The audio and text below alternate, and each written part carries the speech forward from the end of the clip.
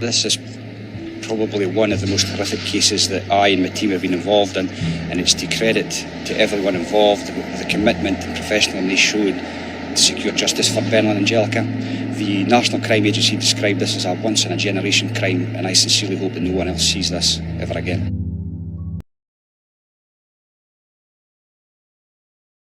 In the quiet town of Dundee, the strange disappearances of 25-year-old single mother Bennylyn Burke and her 2-year-old daughter, Angelica, unfolded in February 2021.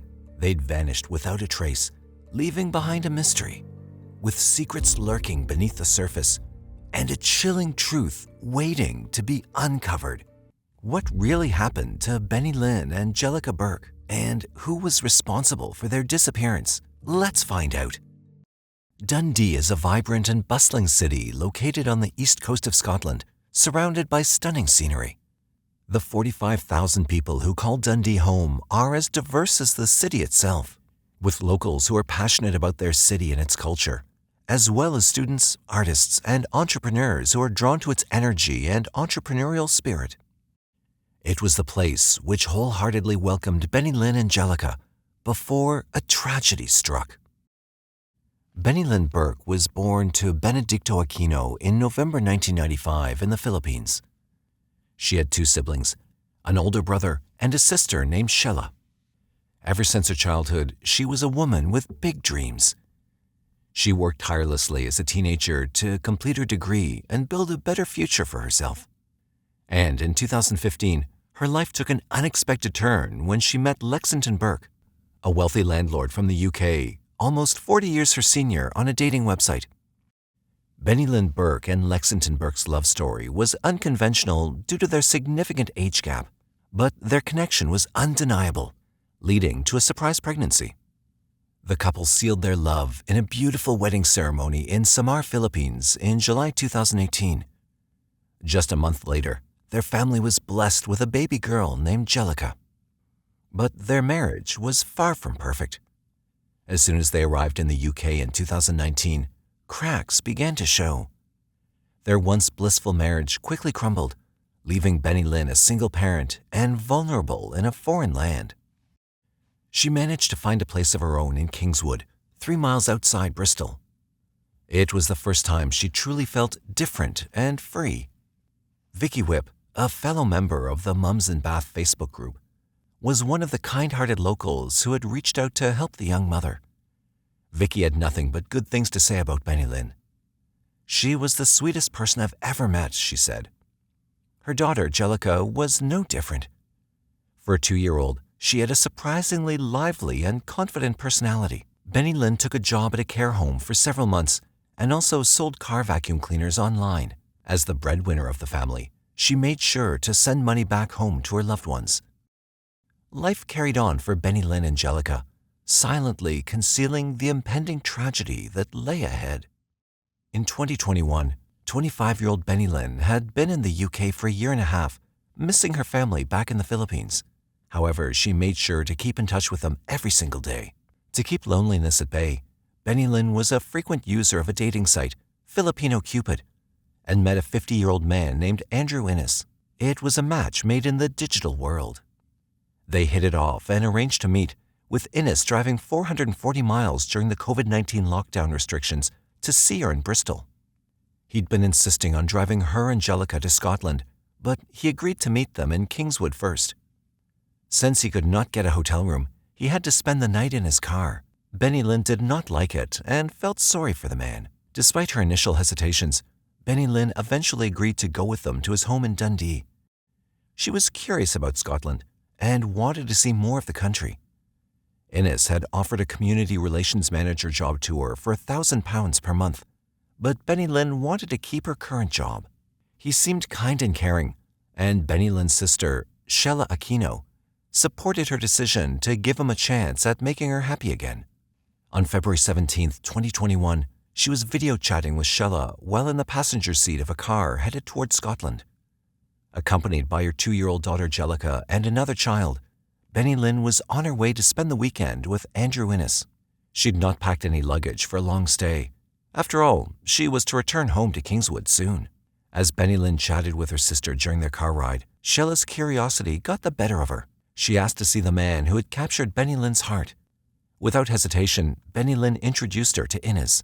Shella sized him up, taking in his tall frame and balding head. The sisters chatted with Innes, making jokes and exchanging pleasantries.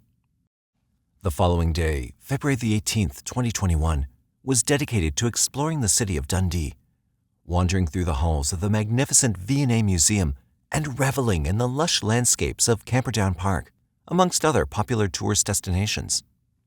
Later, Bennylyn excitedly showed Innes's house to her sister. Little did Shella know that their innocent chat about the white veranda would mark the last time she'd hear from her beloved sister. The following day, Shella began to grow worried when Bennylyn didn't respond to her messages. 2 more days went by with no word from her sister. Finally, on February 21st, 2021, Innes messaged.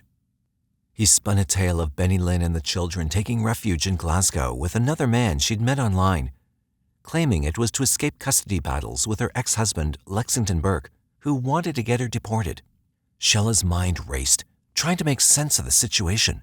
Was Bennylyn truly safe? Why hadn't she reached out directly? Shella pleaded to speak to her sister, eager for reassurance, but Innes offered little comfort, telling her that Bennylyn would make contact once she'd settled down.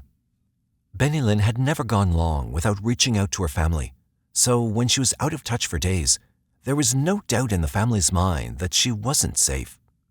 Desperate for answers, Shella wanted to know if her sister was alive. He reassured Shella that her sister was settling in well and had found someone nice, but Shella couldn't shake off the feeling that something was wrong. Innes seemed keen to cut ties with the situation, insisting that he needed to draw a line under this and move on with his life.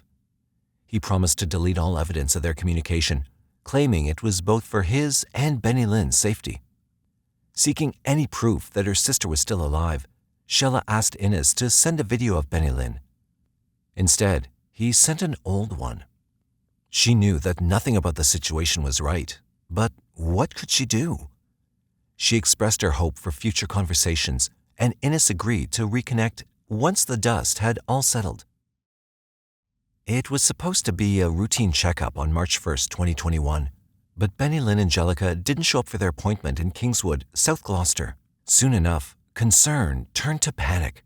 The last known sighting of them was at her home on February 17th, 2021, and now no one knew where they were. An urgent report was made to authorities.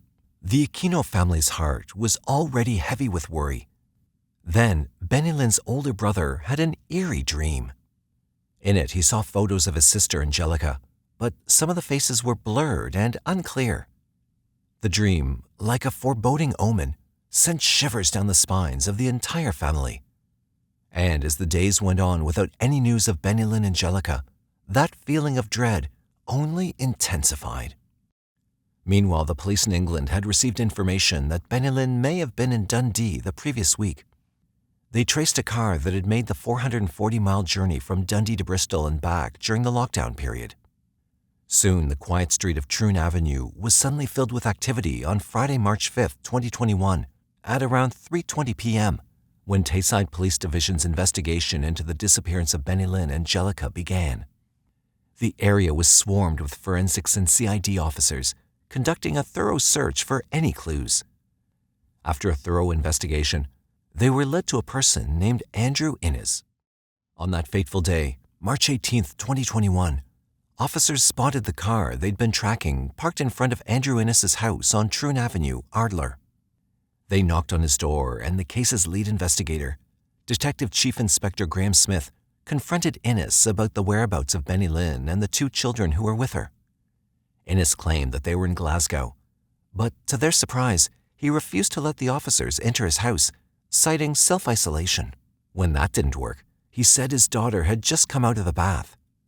The officers caught a glimpse of the fully clothed girl inside the house and insisted on gaining access. What awaited them on the other side of the door was a scene of chaos and disarray.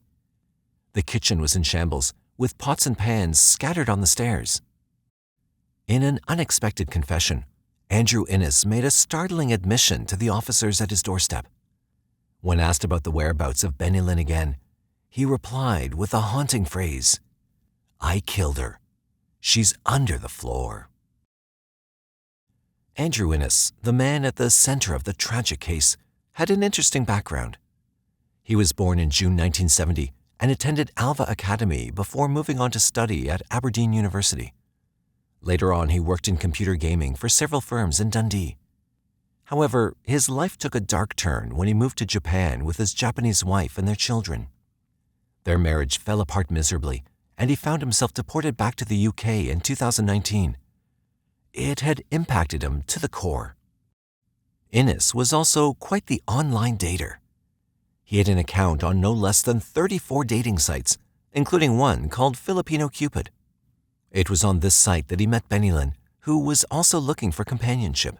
Soon after he became the prime suspect for killing Bennylyn and Jellica, the police uncovered his dark secrets. Hidden within his possessions was a spreadsheet meticulously documenting data he'd harvested from the dating site he frequented. The spreadsheet, a testament to his foul mindset, contained detailed information about the women he'd encountered online.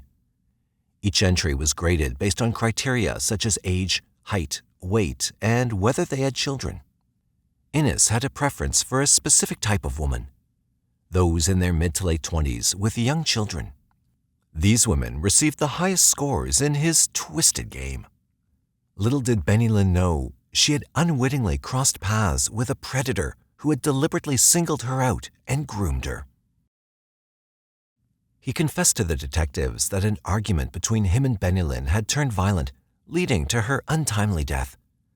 After some initial denials, he had no trouble in accepting that he'd also killed the little girl Jellica. Shocked and horrified, the officers quickly took Andrew Innes into custody on the same day, March 18, 2021, and began questioning him about his claims. The girl who was inside the house was separately questioned by one of the officers, and she revealed that she was not his daughter. According to Innes, he'd buried the two bodies 3 or 4 feet down in the kitchen under a thick layer of concrete. It was such a shocking revelation that the officers had trouble processing it, wondering if it was some sort of deranged ploy. To confirm his claims, the officers had to search the property. After 2 long weeks of intense investigation, police detectives and forensic teams made a grim discovery. At first, they found a large black garbage bag, and the detectives knew it must have been the one where Bennylyn was dumped. But then, as they continued their search, they found a smaller bag next to it. It was the kind of bag that a little girl like Jellica would fit into. The realization hit everyone hard. Not only had Andrew Innes killed Bennylyn and her daughter, but he'd also dumped them under his own kitchen floor. But there was still one question that lingered. Where was the other child who had been with Bennylyn? The investigation continued, but the child was officially reported missing. It was a case that sent shockwaves through the community. People were agitated and wanted answers. Forensic scientist Barry Mitchell took the lead and revealed the horrific details of Bennylyn Burke's murder. The discovery of Burke's DNA on the heavy 1.5 kilogram lump hammer found on the property left little doubt about the weapon used to take her life. The post-mortem examination showed that Burke, a petite woman weighing only 77 pounds, had suffered a single stab wound to her chest and severe head injuries. The detail of Jellica's autopsy were equally horrifying. The examiners found that the little girl had died due to asphyxiation, and there were signs of pressure on her mouth and neck. It was odd for Bennylyn's sister, Shella Aquino, to see 65-year-old Lexington Burke's number on her phone screen. He was Bennylyn's ex-partner and Jellica's father, but they rarely talked. When she received the call hoping to hear good news about her sister and niece, Burke broke the news of their death to her.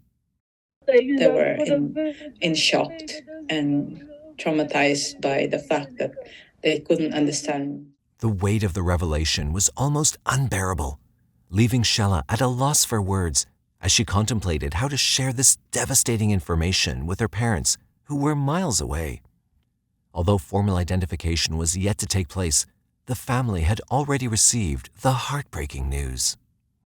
For families in the Philippines like theirs, sending daughters and sisters abroad for a better future was a common dream. But for Bennylyn and her daughter, it ended in unimaginable horror. Bennylyn's father, Benedicto Aquino, expressed his sorrow and surprise, wondering why his daughter, who was kind and God-fearing, had to meet such a gruesome end. The weeks following the discovery were filled with sleepless nights for Shella as she tried to come to terms with the shock and trauma of losing her beloved sister and niece. Unable to comprehend the enormity of the situation, Shella repeatedly reached out to Bennylyn through Messenger, desperately hoping for a response. She added that the light in their family had been snuffed out by Bennylyn's death. She firmly believed that Andrew Innes should be imprisoned and held accountable for his actions. While forgiveness was not out of reach for her, it was contingent upon Innes serving his sentence and being kept away from society. 2 weeks after the bodies were discovered, a group of friends of Bennylyn and Jellicoe gathered at Brandon Hill Park in Bristol, beneath the towering Cabot Tower. They placed candles, flowers, pictures, a teddy bear, and placards on a red blanket on the grass. White balloons tied to a nearby tree read, "You are loved. You are missed. You are remembered." While the updates about the case circulated in the media, it left many to wonder about the fate of the missing mother and daughter. How could such a heinous crime go unnoticed for so long? One neighbor spoke of the increased police activity in the area and said, "This is devastating. It's a very black day for Dundee." Another described the situation as horrific and expressed sympathy for the family. Detective Superintendent Graham Mackey of the Force's Major Investigation Team described the discovery of the bodies as a significant development in what had been a challenging and complex inquiry. The street remained cordoned off, with residents signing in and out of the street as police continued their investigations. The Aquino family was struck with another devastating blow as their nightmare continued. On June 7, 2021, a fire consumed the family's home in Quezon City, Philippines, leaving them with nothing. It occurred just a few days before the arrival of Bennylyn and her beloved daughter Jellica's ashes to their home country. As they struggled to come to terms with the loss of their loved ones, Bennylyn's father, Benedicto, revealed that they had to rely on the generosity of the Filipino community in the UK to even bring Bennylyn's remains home, as the costs were too great for them to bear alone. When the police looked into Innes's web presence, they found that during their initial chats, Innes asked Bennylyn for intimate photos, which she declined. But their connection continued, and they decided to meet. When police reviewed his search history, they found that 3 days prior to their physical meeting, he was searching the internet for information on chloroform's uses and underfloor storage. Then he brought Bennylyn and the 2 children to his house on February the 18th, 2021, and made her feel comfortable. Innes recounted the events that occurred between the 20th of February and the 5th of March, 2021, leading up to Bennylyn's tragic demise. He said it was ridiculous how he purchased a hammer from B&Q during a routine trip for petrol on a fateful morning. Returning home, Innes found Bennylyn in the midst of preparing a meal in the kitchen. It was in that very moment, fueled by a haunting association, that Innes unleashed his fury upon her. He explained that Bennylyn bore a striking resemblance to his estranged wife, currently residing in Japan, as well as another former partner. The depths of his anger began to consume him as memories of alleged transgressions committed by his wife resurfaced. Innes admitted that the other woman had left him in a deeply painful manner. These thoughts ignited an apocalyptic rage within him, triggering his violent actions. It was at this point that Innes launched an assault on Bennylyn, wielding the hammer as a weapon of destruction. He acknowledged its inefficiency, noting that he possessed a samurai sword in his office, initially considering it as his instrument of choice. Innes claimed that at one stage, Bennylyn pursued him with the very hammer he'd wielded against her. Eventually, the confrontation escalated from the kitchen to the living room, and she was fatally stabbed with a sword and a knife. He said, "I was just hitting her until she stopped moving." The heartbreaking testimony of a primary school-aged child who was present in the house when the police had arrived looking for Bennylyn came to light. According to the child, she'd witnessed the alleged murder of Jellica. Innes had pretended to play hide-and-seek with her, but in reality, he killed her in the locked bathroom. Innes had also forbidden the child from leaving the house, attaching a rope to the door and opening it only when he returned. Innes claimed that after a few days without Bennylyn, the toddler was screaming for her mother, and it seemed logical to him to put her with her mom. To conceal his heinous act, Innes wrapped a rubble bag, blanket, and tarpaulin around the heads of both Bennylyn and Jellica, burying them beneath the kitchen floor. Innes was already under arrest, and the trial commenced on February 2, 2023, almost 2 years after the murders, at the high-end court in Edinburgh. The Aquino family traveled from the Philippines to be present at the trial. Andrew Innes, aged 52, acknowledged that he was responsible for the deaths of Bennylyn Burke and her 2-year-old daughter Jellica at his residence in Dundee. However, he maintained his denial of intentionally murdering them. Innes put forth a special defense of diminished responsibility, implying that his mental state affected his actions. Detective Chief Inspector Graham Smith testified that Innes was cold and callous and had shown no remorse during his arrest. In fact, without any prompt, he'd said it was not premeditated. Today our thoughts are very much with our family and friends, some of whom have travelled to the Philippines for this trial. This was an extremely harrowing investigation that has deeply affected everyone involved. In almost 30 years of policing, the level of depravity shown by Andrew Innes is way beyond anything myself or my colleagues had witnessed before. Not only did he callously take the life of a young mother and innocent child, he then sought to escape justice by burying their bodies beneath his kitchen floor. He showed no regard for human life or for the remorse or suffering that he's brought to their loved ones. I'd like to end by thanking the family of Bennylyn and Jellica for their courage they've shown throughout what's been a horrific ordeal, and I hope this conviction in some way helps to bring them a degree of closure. Thank you very much. Later, when he was being interviewed by Detective Constable Paul Hardy, Innes became visibly distressed and tears streamed down his face. He explained, "There was a fight, and I fought back, and now she's dead." He maintained that the altercation was not premeditated, alleging that Bennylyn had also attacked him with a sushi knife during the struggle. He stated, "If this was premeditated in any way, it would have been way cleaner." On the third day of the trial, Innes took the stand to give an erratic testimony. He alternated between rambling about dragons, tearful self-pitying outbursts, and graphic descriptions of his gruesome crimes. During cross-examined by defense lawyer Brian McConaughey, KC, Andrew Innes was asked why he killed Jellica. He replied that he was insane at the time of the killings due to the steroids he was taking for a medical condition. He reiterated that he launched the attack on Bennylyn after thinking crazy things. As the trial progressed, the darkest horrors were yet to be uncovered. The courtroom awaited in anticipation as forensic scientist Barry Mitchell stepped onto the stand, ready to unveil a shocking discovery. Not only was Jellica and Bennylyn's DNA discovered on Innes's dressing gown, but they'd also recovered a condom from a bin in Innes's home. It contained DNA from both Innes and Jellica Burke. The courtroom was filled with a sense of shock and disgust as the true extent of Innes's heinous crimes slowly began to unfold. The magnitude of these findings painted a disturbing picture of the events that had unfolded. The trial had already uncovered some gruesome details, but the worst was yet to come. The courtroom was emptied as the jury was shown video evidence of a primary school-aged girl who alleged to have been assaulted by Innes. The young girl described in heartbreaking detail what was usually carried out in Andrew Innes's house, which included the use of handcuffs. She claimed that he paid her after the acts and had even given her a purse to store her savings.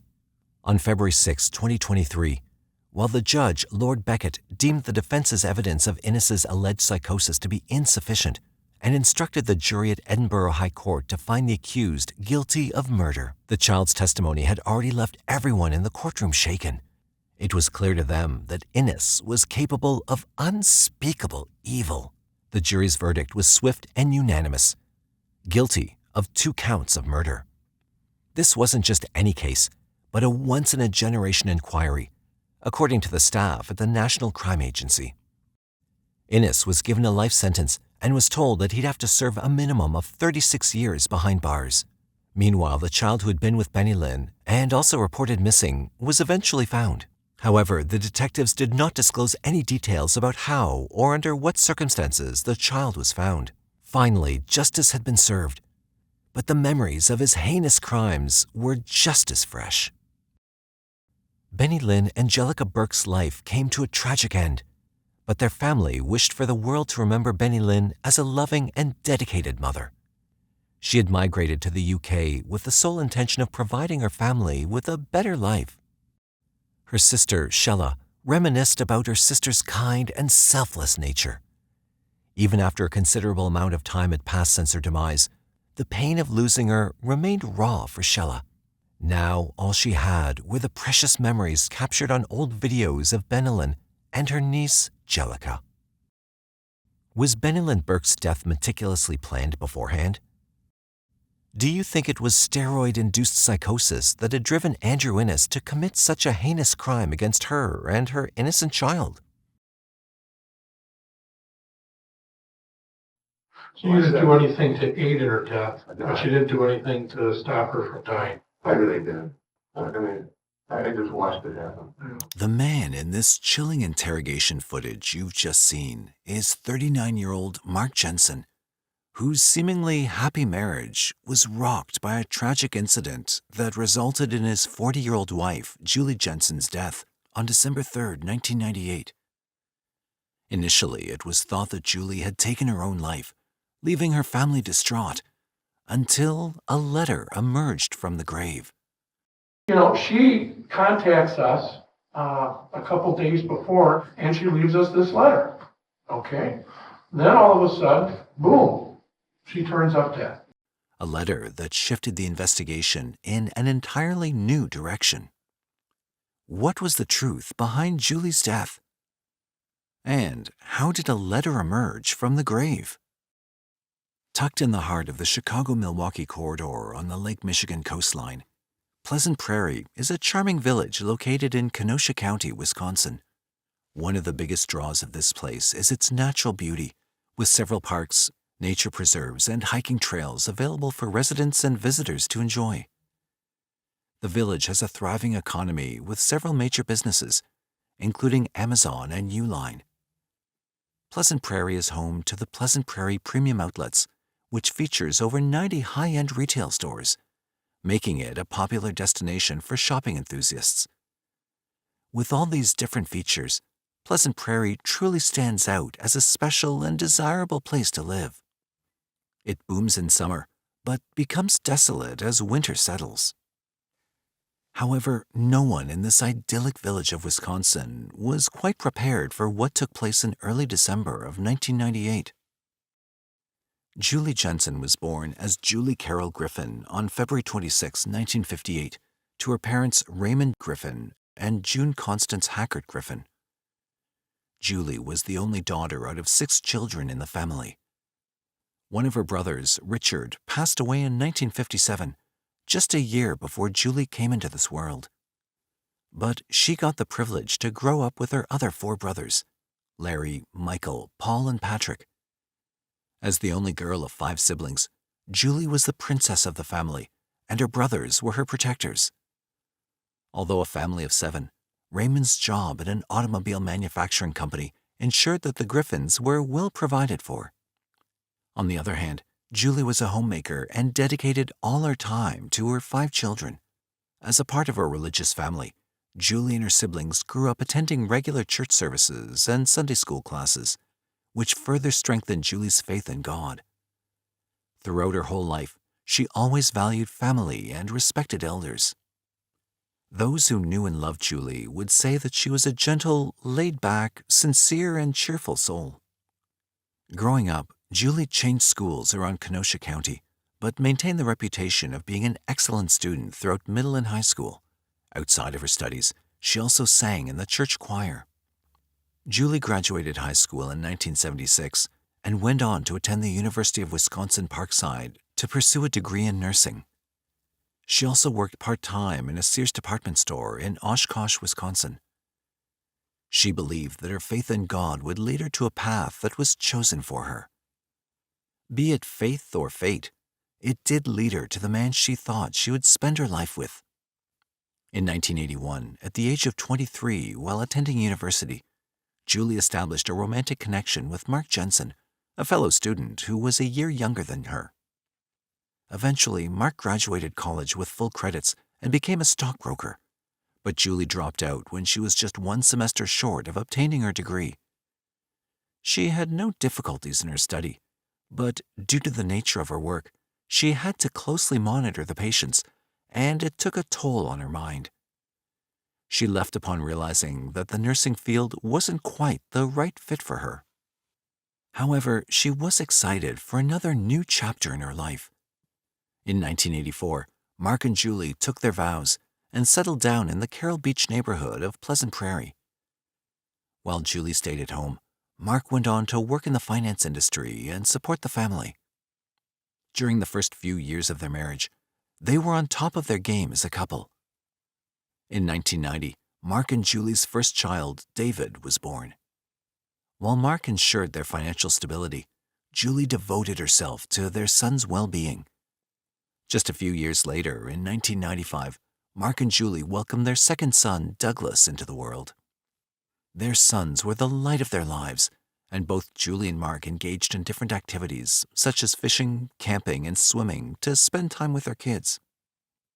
The Jensens also got along well in the neighborhood, holding many get-togethers, barbecues, and pool parties at their home. Julie, who is known as an all-around friendly woman, enjoyed a women's book club with some of her neighborhood friends. But beneath it all, her priority lay in her responsibilities to her husband and 2 sons. By 1998, David was 8 years old and Douglas was 3. Julie had a part-time job with the Port Authority of Chicago, and Mark Jensen was the branch manager of the Stifel Nicholas office in Racine, Washington. Julie also worked as a volunteer at Southport Elementary School, where David was attending 3rd grade. From the outside, Mark and Julie Jensen had it all.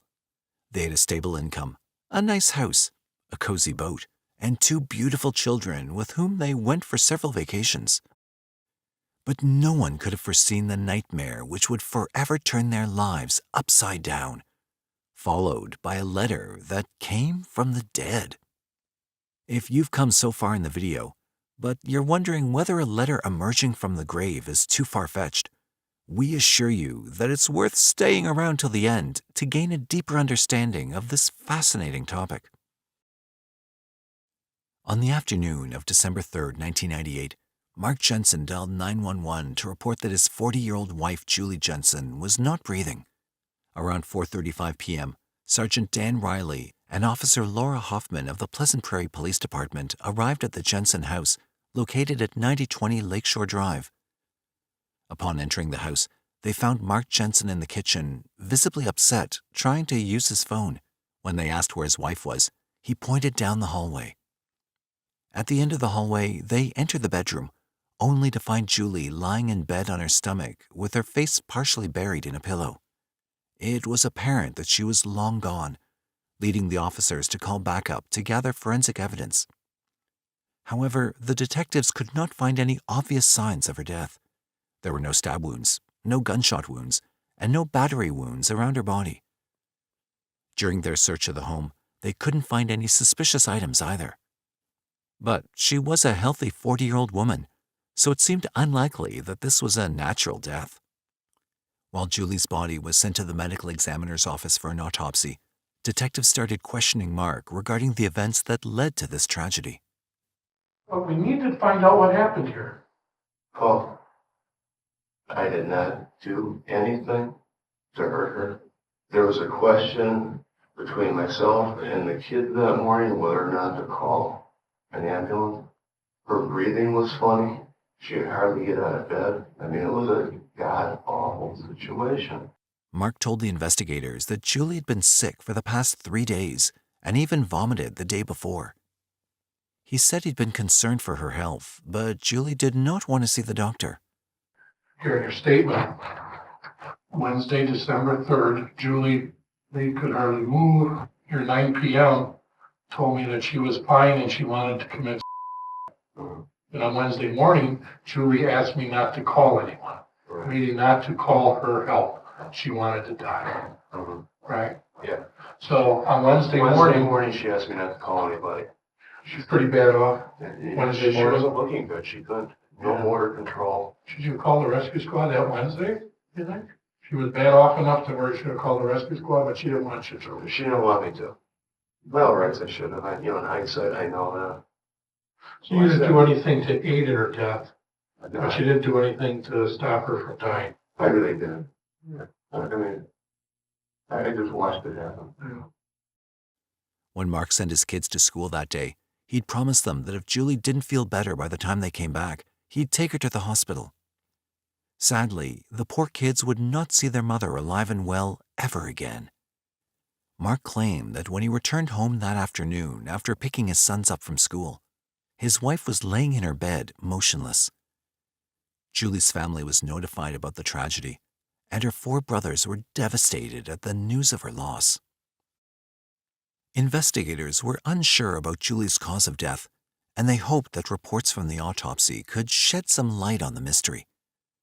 Unfortunately for them, the first autopsy report did not identify a cause of death. However, a toxicology report later showed that Julie died of ethylene glycol poisoning, most commonly used as antifreeze, a radiator fluid additive that prevents the coolant from freezing. Tests conducted on her blood, kidney, and stomach contents suggested that she'd received at least 2 dosages of ethylene glycol, with the final dose being administered just shortly before her death. Investigators at this point believed that Julie had taken her own life, but they knew they needed to be certain to crack this case, which led them to dig deeper into the lives of Mark and Julie Jensen. Soon, they discovered that things were not as they appeared on the surface. Rather, there were secrets hiding behind the facade of a loving and happy family. Detectives learned that the problems in the marriage of Mark and Julie began surfacing during the early 1990s, just after the birth of David. Just like many other women, following the tiring ordeal of childbirth, Julie fell into postpartum depression. Her condition was so frail that she had to seek therapy from psychotherapist Paul DeFazio. During therapy, DeFazio learned about Julie's troubled family history, which included her mother's lifelong depression and alcoholism, and her brother Patrick's attempt to take his own life at the mere age of 17. Julie also talked about how she did not like being a homemaker, how she felt she had to do all the extra work for the baby, and even shared her dark thoughts about taking her own life. She was put on antidepressants, and DeFazio expected everything would get back to normal. The tough phase of depression resulted in Julie's brief affair with a coworker, Perry Tarika. Tarika met Julie at the financial firm where both of them worked. He was also going through a rocky marriage at the time, and eventually the two formed a friendship. One weekend, Julie invited Tarika to her home for dinner, while Mark was out of town. Eventually, he ended up staying the weekend over at Julie's, and the pair ended up sleeping together. Although Tarika had a soft spot for Julie and would have liked to continue the relationship, Julie called off the relationship, cut off all ties with him, and even left her job. Julie moved on with her life, but could not get past the guilt. In 1991, shortly after the birth of David, Julie came clean to Mark, confessing her brief affair with Tarika. Though Mark agreed to forget about it, the incident put a permanent strain on their relationship. After this, Mark became paranoid and could not trust Julie. The situation deteriorated so badly that Julie filed for divorce in 1991, but did not go through with it in the end. The couple went to counseling together, and Julie withdrew the divorce. But the nuances in the Jensen household were yet to be finished. Explicit photos began to be sent to the Jensen home and to Mark's work on a regular basis. Julie also got frequent harassing calls from an anonymous source. Although no one knew who was playing these evil jokes, Mark had an intuition that Perry Tarika could have been the mind behind this all. Julie, on the other hand, was not sure about anything, and her emotional state was not ready to deal with all this. With the prolonged anonymous campaign of harassing phone calls and receiving photos that did not stop over the years, the Jensens involved the authorities around 1993. Officer Ronald Cosman of Pleasant Prairie Police Department was investigating the case, but could not come up with any suspect. He even tapped Julie's phone on 4 different occasions. Each time, the calls would stop, only to continue later as Julie tried to get back to her normal life. Perhaps to heal their dented relationship, Mark and Julie decided to conceive their second child in 1995, as children often bring people closer. But in the process of trying to repair their broken hearts, they grew further apart. Although in front of the outside world, they maintained the facade of a happy family and spent time together around their kids, it became clear that having a child was not the solution to their problems. While Mark submerged himself in work, Julie felt depressed, exhausted, and unappreciated, with her emotions spiraling out of control. The lack of trust between the couple did not make things easier for Julie. Her unstable marriage often reminded her of her unhappy childhood, and her biggest fear was ending up like her mother. So, despite juggling her overwhelming emotions, she stayed away from alcohol, and perhaps that further pushed her away from Mark. Julie confided to many of her friends that Mark wanted her to drink with them in the evenings and stay late at bars, something she was not at all eager to do. She preferred to stay at home for the sake of their kids. This history of turbulent marriage further hinted to investigators that Julie could have quite likely taken her own life. But in a shocking turn of events, even more bizarre stories surfaced, which ultimately changed the course of the investigation. Amidst this chaos in his own marriage, Mark became close to Kelly Labonte, a co-worker in the financial firm where Mark worked. Mark held a superior position at work over Kelly, who was almost a decade younger than him. Despite Mark being married to Julie and Kelly being engaged to someone else, the pair started an affair. In the months preceding Julie's death, Mark and Kelly exchanged countless flirtatious emails, all the while keeping it a secret from their spouses. The more Mark fancied being with Kelly, the more he saw Julie as a thorn in his side.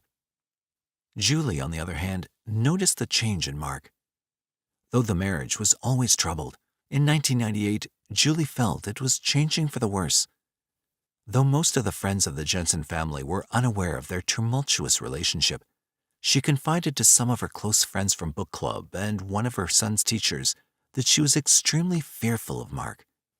She even speculated that Mark might have been plotting to kill her. When her friends suggested divorce, Julie told them that Mark would kill her before he divorced her. She also suggested that staying with Mark was best for their sons, so her friends did not intervene any further. Despite the danger she perceived, she still felt a sense of loyalty and obligation to her husband and his children. She was struggling to find a way to cope with the overwhelming feelings of depression, anxiety, and fear that were consuming her. As the situation worsened, Julie sought treatment from the Jensen family physician, Dr. Richard Borman. Borman noticed that she was in a miserable state and placed her on Paxil and Ambien, an antidepressant and a sleep medication, respectively. In the weeks prior to Julie Jensen's death, Mark told several people that Julie was depressed and was contemplating taking her own life and had lost a significant amount of weight. To investigators, these revelations were shocking. While they were busy digging up the truth about Mark and Julie's relationship, some more disturbing things were taking place. Mark might not have been the perfect husband for Julie, but her brothers were completely astonished when Mark did not honor Julie's wish, even in death. Julie had previously desired to be buried beside her deceased brother, Richard, but Mark went on to cremate her even without notifying the family. It was a big blow to them. And needless to say, after this, Mark's intentions were under scrutiny by her brothers. They couldn't help but feel he had something to do with their sister's murder. Mark, however, was not a man to back down. In fact, his behavior became even more strange during Julie's funeral. He allegedly showed no signs of grief and even laughed and cracked jokes. One of Julie's friends later commented that a stranger's death would have been mourned harder than Mark Jensen was mourning his wife's death. Neighbors also told police that just a week after Julie's funeral, they saw Mark disposing of what appeared to be Julie's belongings in the garbage dump. From all sides, fingers were pointing towards one man, Mark Jensen. But feelings were not proof that can be used in a court of law, and the evidence detectives gathered by interviewing numerous people and digging deeper into the relationship was merely circumstantial. The investigators found themselves grappling with the challenge of gathering concrete evidence, only to have a damning proof surface from a source they never would have anticipated. The evidence emerged in the form of a sealed package that was submitted to authorities by Julie's next-door neighbor and friends, Ted and Margaret Voigt. They told the investigators that just before her demise, Julie came to them and gave them the package for safekeeping, with the instructions that the package should only go to the police if something happened to her. They told police that she feared that her husband was trying to harm her. The envelope contained a letter signed by Julie and a photograph of a shopping list written on Mark's business planner. Surprisingly, the list mentioned drugs and syringes. But it was nothing compared to the content of the letter, which brought up the voice of the dead itself.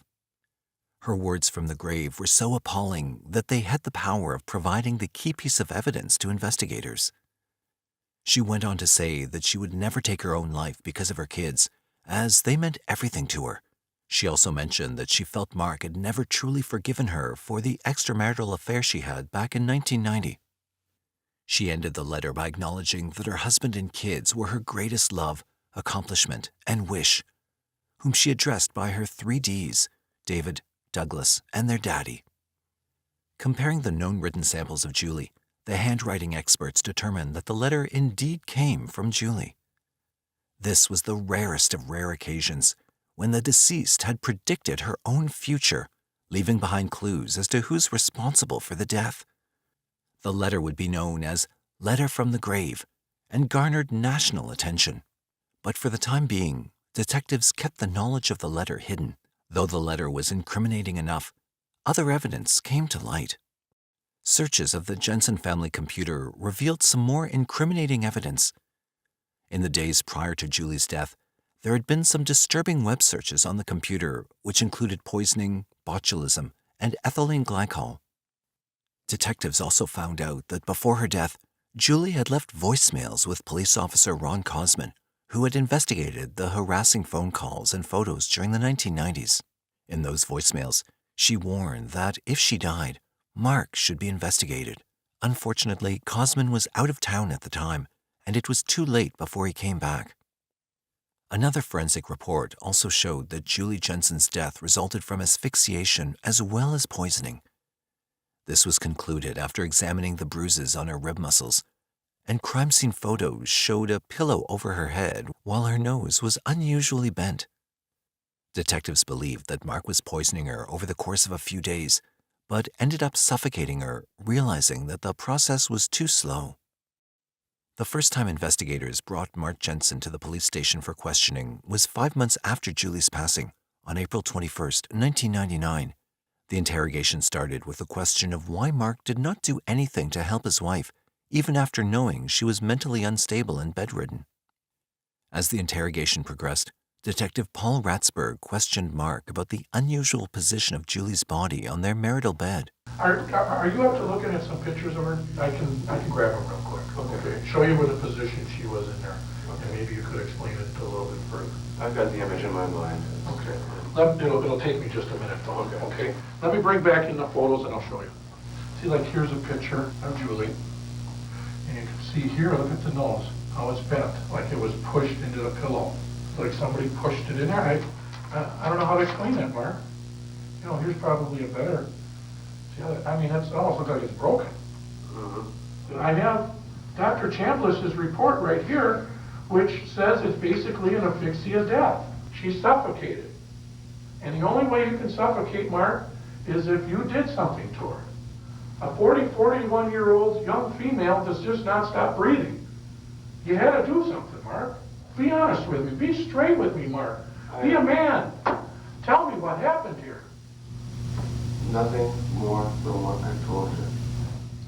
You didn't get on top of her? No. Well, the evidence suggests is that there was a pillow over her head. But if you recall, you saw the nose, same as I did. I got pictures of it. Right. Okay? You saw the nose and put a pillow over her head. No. No. No. Mark, how did she stop breathing, Mark? Be straight with me. Be honest. When I found her, Mark, you had to do something. I did not fall. How can I? Honestly, how can you explain didn't. this? I don't know. I don't know. But no matter how much he tried to extract a confession from Mark, he kept denying all the allegations. To trigger Mark, he brought up the topic of his tainted marriage and his hidden girlfriend. Well, let's get back here to Julie. I mean, here, look at where you're sitting from my position here, Mark. Okay? One, we have a marriage that was not good. Right. Okay? That was not good. You basically has a girlfriend at this point, the one that you were seeing before Julie. Okay? I've talked to some of Julie's friends, and they said she was divorced, was mentioned, some of this other stuff. You guys were not having a good marriage. Okay? I never. Without any other option, Ratsburg then revealed the letter. You know, she contacts us a couple days before, and she leaves us this letter. Okay? And then all of a sudden, boom, she turns up dead.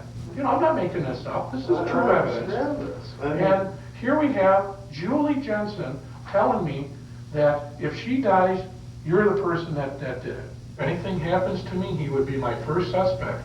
I know he's never forgiven me for the brief affair I had with that creep 7 years ago. I have been doing this 15 years, Mark, and I've never had anybody leave me a letter telling me that if they die, it's this person that killed me. The letter dumbfounded Mark. But even then, he did not confess anything and insisted that he had nothing to do with his wife's murder. While Julie's family and friends thought that Mark was responsible for her death, Mark's family believed otherwise.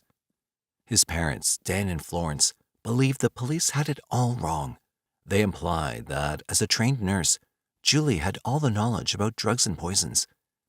They also stated that Julie used the home computer to do research and then took the small amount of ethylene glycol herself, but never intended to die.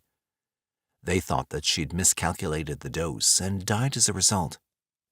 They believed Julie hatched a plan to try to make it look as if she was being poisoned by Mark, so that he would go to prison and she'd end up with the kids in the house. It was the only reason why, despite telling multiple people that she was in danger, Julie still stayed in the house. In his statement, Dan Jensen clearly mentioned that he believed Julie's letter was part of her plan. It was all part and parcel of several years of her framing and planning how she was going to do this. She needed witnesses besides the poisons. She made sure that she gave the letter to the next-door neighbor.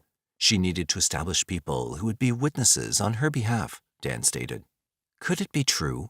Could Julie Jensen have done all of this just to frame her husband? Or had something more sinister transpired in that house?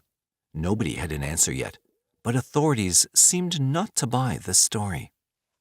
In between numerous uncertainties, Mark Jensen certainly found himself under the magnifying glass of law enforcement, but detectives did not have enough physical evidence to file murder charges yet.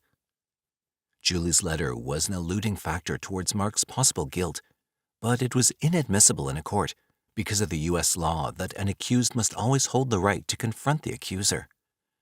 In Mark's case, his accuser, Julie, was dead, leaving no way of cross-examination.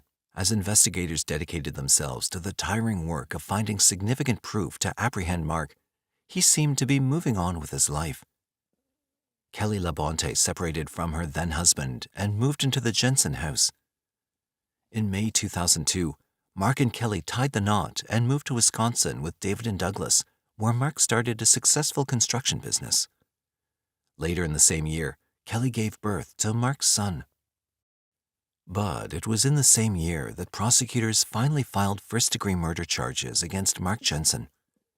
On March 20th, 2002, then 42-year-old Mark was taken into custody, but the fight for inclusion of the letter and the voicemails in the trial was ongoing. Mark's defense, on the other hand, was trying their best to keep them away.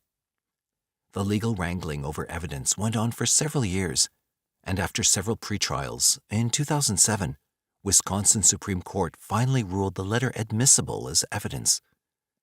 The court determined that they had enough probable cause to believe Mark's right to confront Julie was forfeited because he most likely prevented the witness from testifying. Mark Jensen's trial started inside the Kenosha County Court on January 7, 2008, 9 years after Julie Jensen's tragic death. During the trial, Mark's defense attorney, Craig Albee, tried his best to paint a picture of Julie as an emotional, disturbed, and depressed woman who took her own life while framing her husband in the process due to revenge. He questioned Julie's motives while describing how Julie expressed her fears to everyone but did not leave Mark and did not secure her children's safety. People who are depressed feel hopeless. It's a dark place, it's terrifying, it's frightening because there's no way out. And we'll come back to the letter many times, and you'll have to decide whether it's a blueprint for framing her husband. The defense even brought up an instance where Julie told one of her neighbors not to get concerned if she was not seen outside around December 2, 1998, as she was expected to be put on medication. Albee also shed light on the fact that Mark was not the only one who used the Jensen family computer, and the disturbing web searches could have been Julie's deeds all along. Certainly, these arguments caught the jury's attention, but the prosecution had much more to say. The prosecutor and district attorney Robert Jambois described how Julie Jensen was a tormented wife and how Mark Jensen had both motive and opportunity to kill her. She was sick, why she was ill, why she was suffering. As he lay next to her that night in the marital bed on the evening of December 3rd, 1998, as she was barely able to breathe, Mark Jensen lay there next to her, knowing what she was going through because he'd read all about it on the internet in the months preceding her death. Julie viewed herself as a loving mother and as a loving wife, and all she wanted was some attention from her husband. She wanted her husband to love her, and in fact, she even thought that he was trying to poison her. To support their evidence, the prosecution presented witness after witness who testified that Julie was afraid of her husband. Most of those witnesses were Julie's neighbors and friends, but among one of those witnesses was Edward Klug, Mark's former co-worker, who took the stand with a bone-chilling testimony. Ed Klug told the judge that back in 1998, just weeks before Julie's death, in a bar he was having a conversation with Mark. He started talking about different websites that he had been going to and talking about poisoning his wife.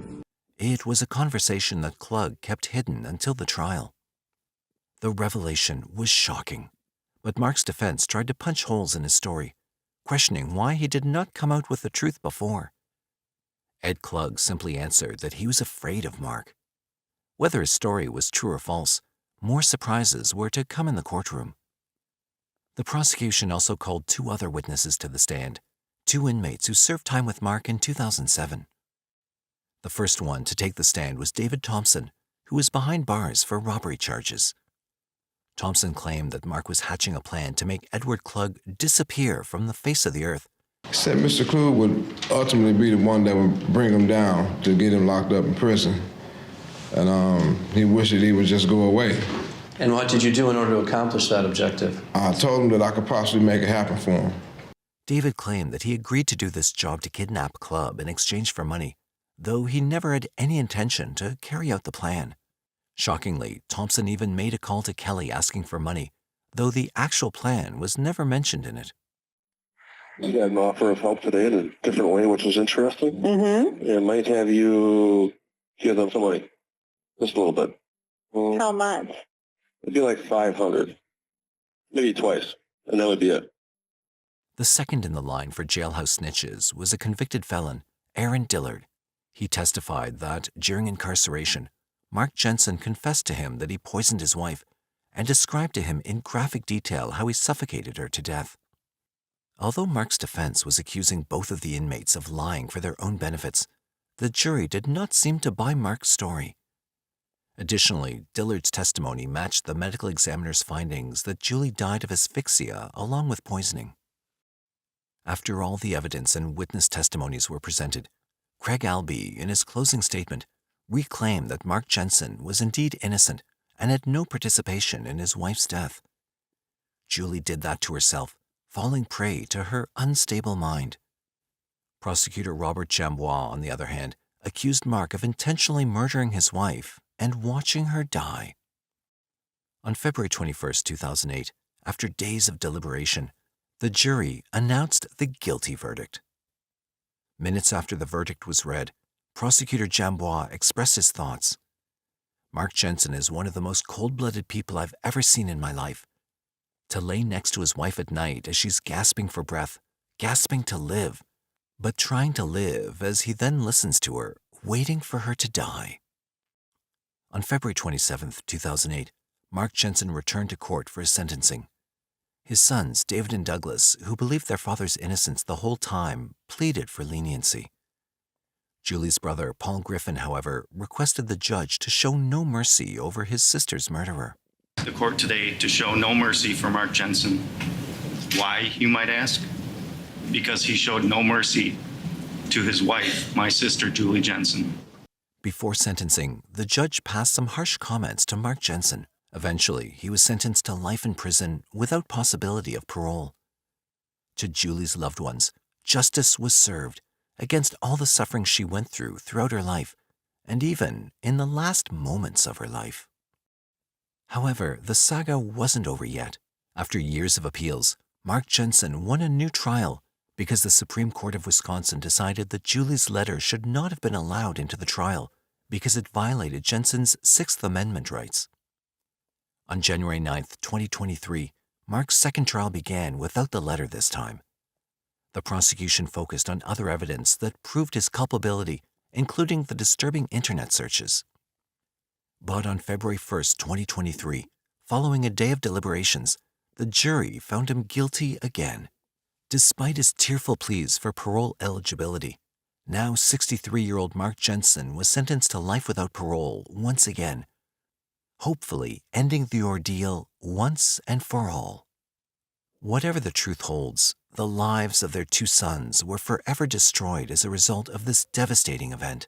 Losing a parent to violence is an unfathomable experience, but to have it at the hands of the other parent is a whole other level of trauma.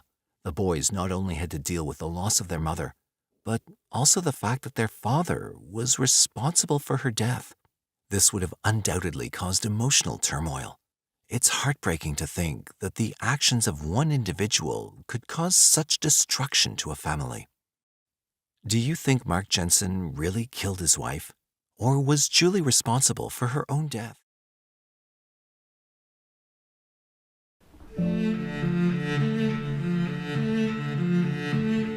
My name is Teresa Grimes.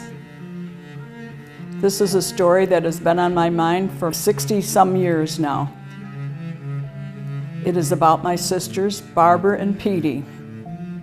Her real name is Patricia Kathleen, but we always called her Petey. She was tall for her age, 12 plus, but very graceful and pretty. Barbara Jean, 15, was very petite and also pretty. We were a poor family. My mother worked hard for us. She said she didn't have to worry about us being kidnapped because we were poor. Little did she know what would happen to our family. On October 18, 1955, the bodies of three young boys, 14-year-old Robert Peterson, 13-year-old John Schuessler, and 11-year-old Anton Schuessler, were found naked in a ditch. The case changed the community forever. The search for answers was intense, but justice seemed to be an impossible dream as the case went cold for almost 40 years. Who could have committed such a heinous act against innocent young boys? How did they manage to evade justice for so long? Step back in time to the 1950s and discover Chicago's hidden gem, the Northwest Side. Nestled in this district, Norwood Park and Jefferson Park were a haven for people seeking respite from the turbulence of inner-city living. The tight-knit community revolved around its parish, Little League, and bowling alleys. With the lowest crime rate in the city, it was a coveted place to raise a family, until a tragedy shook this community in 1955.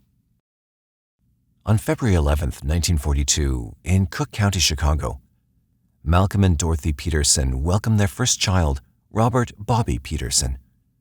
Robert was the eldest of four siblings, with younger sisters Barbara Ann, 7, and Susan, 5, and a little brother named Tommy, who was only 3 years old.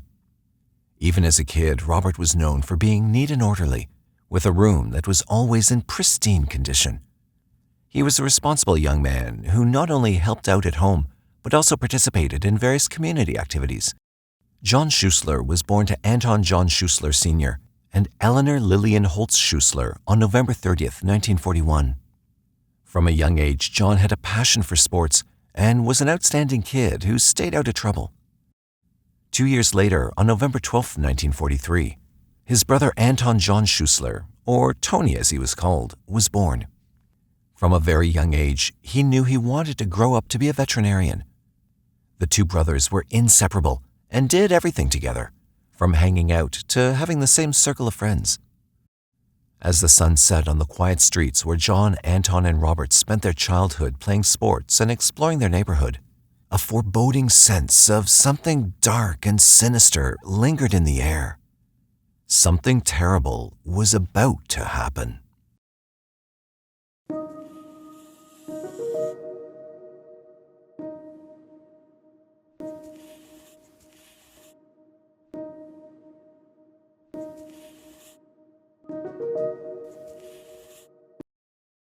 It was October 16th, 1955, and a crisp autumn day in Chicago.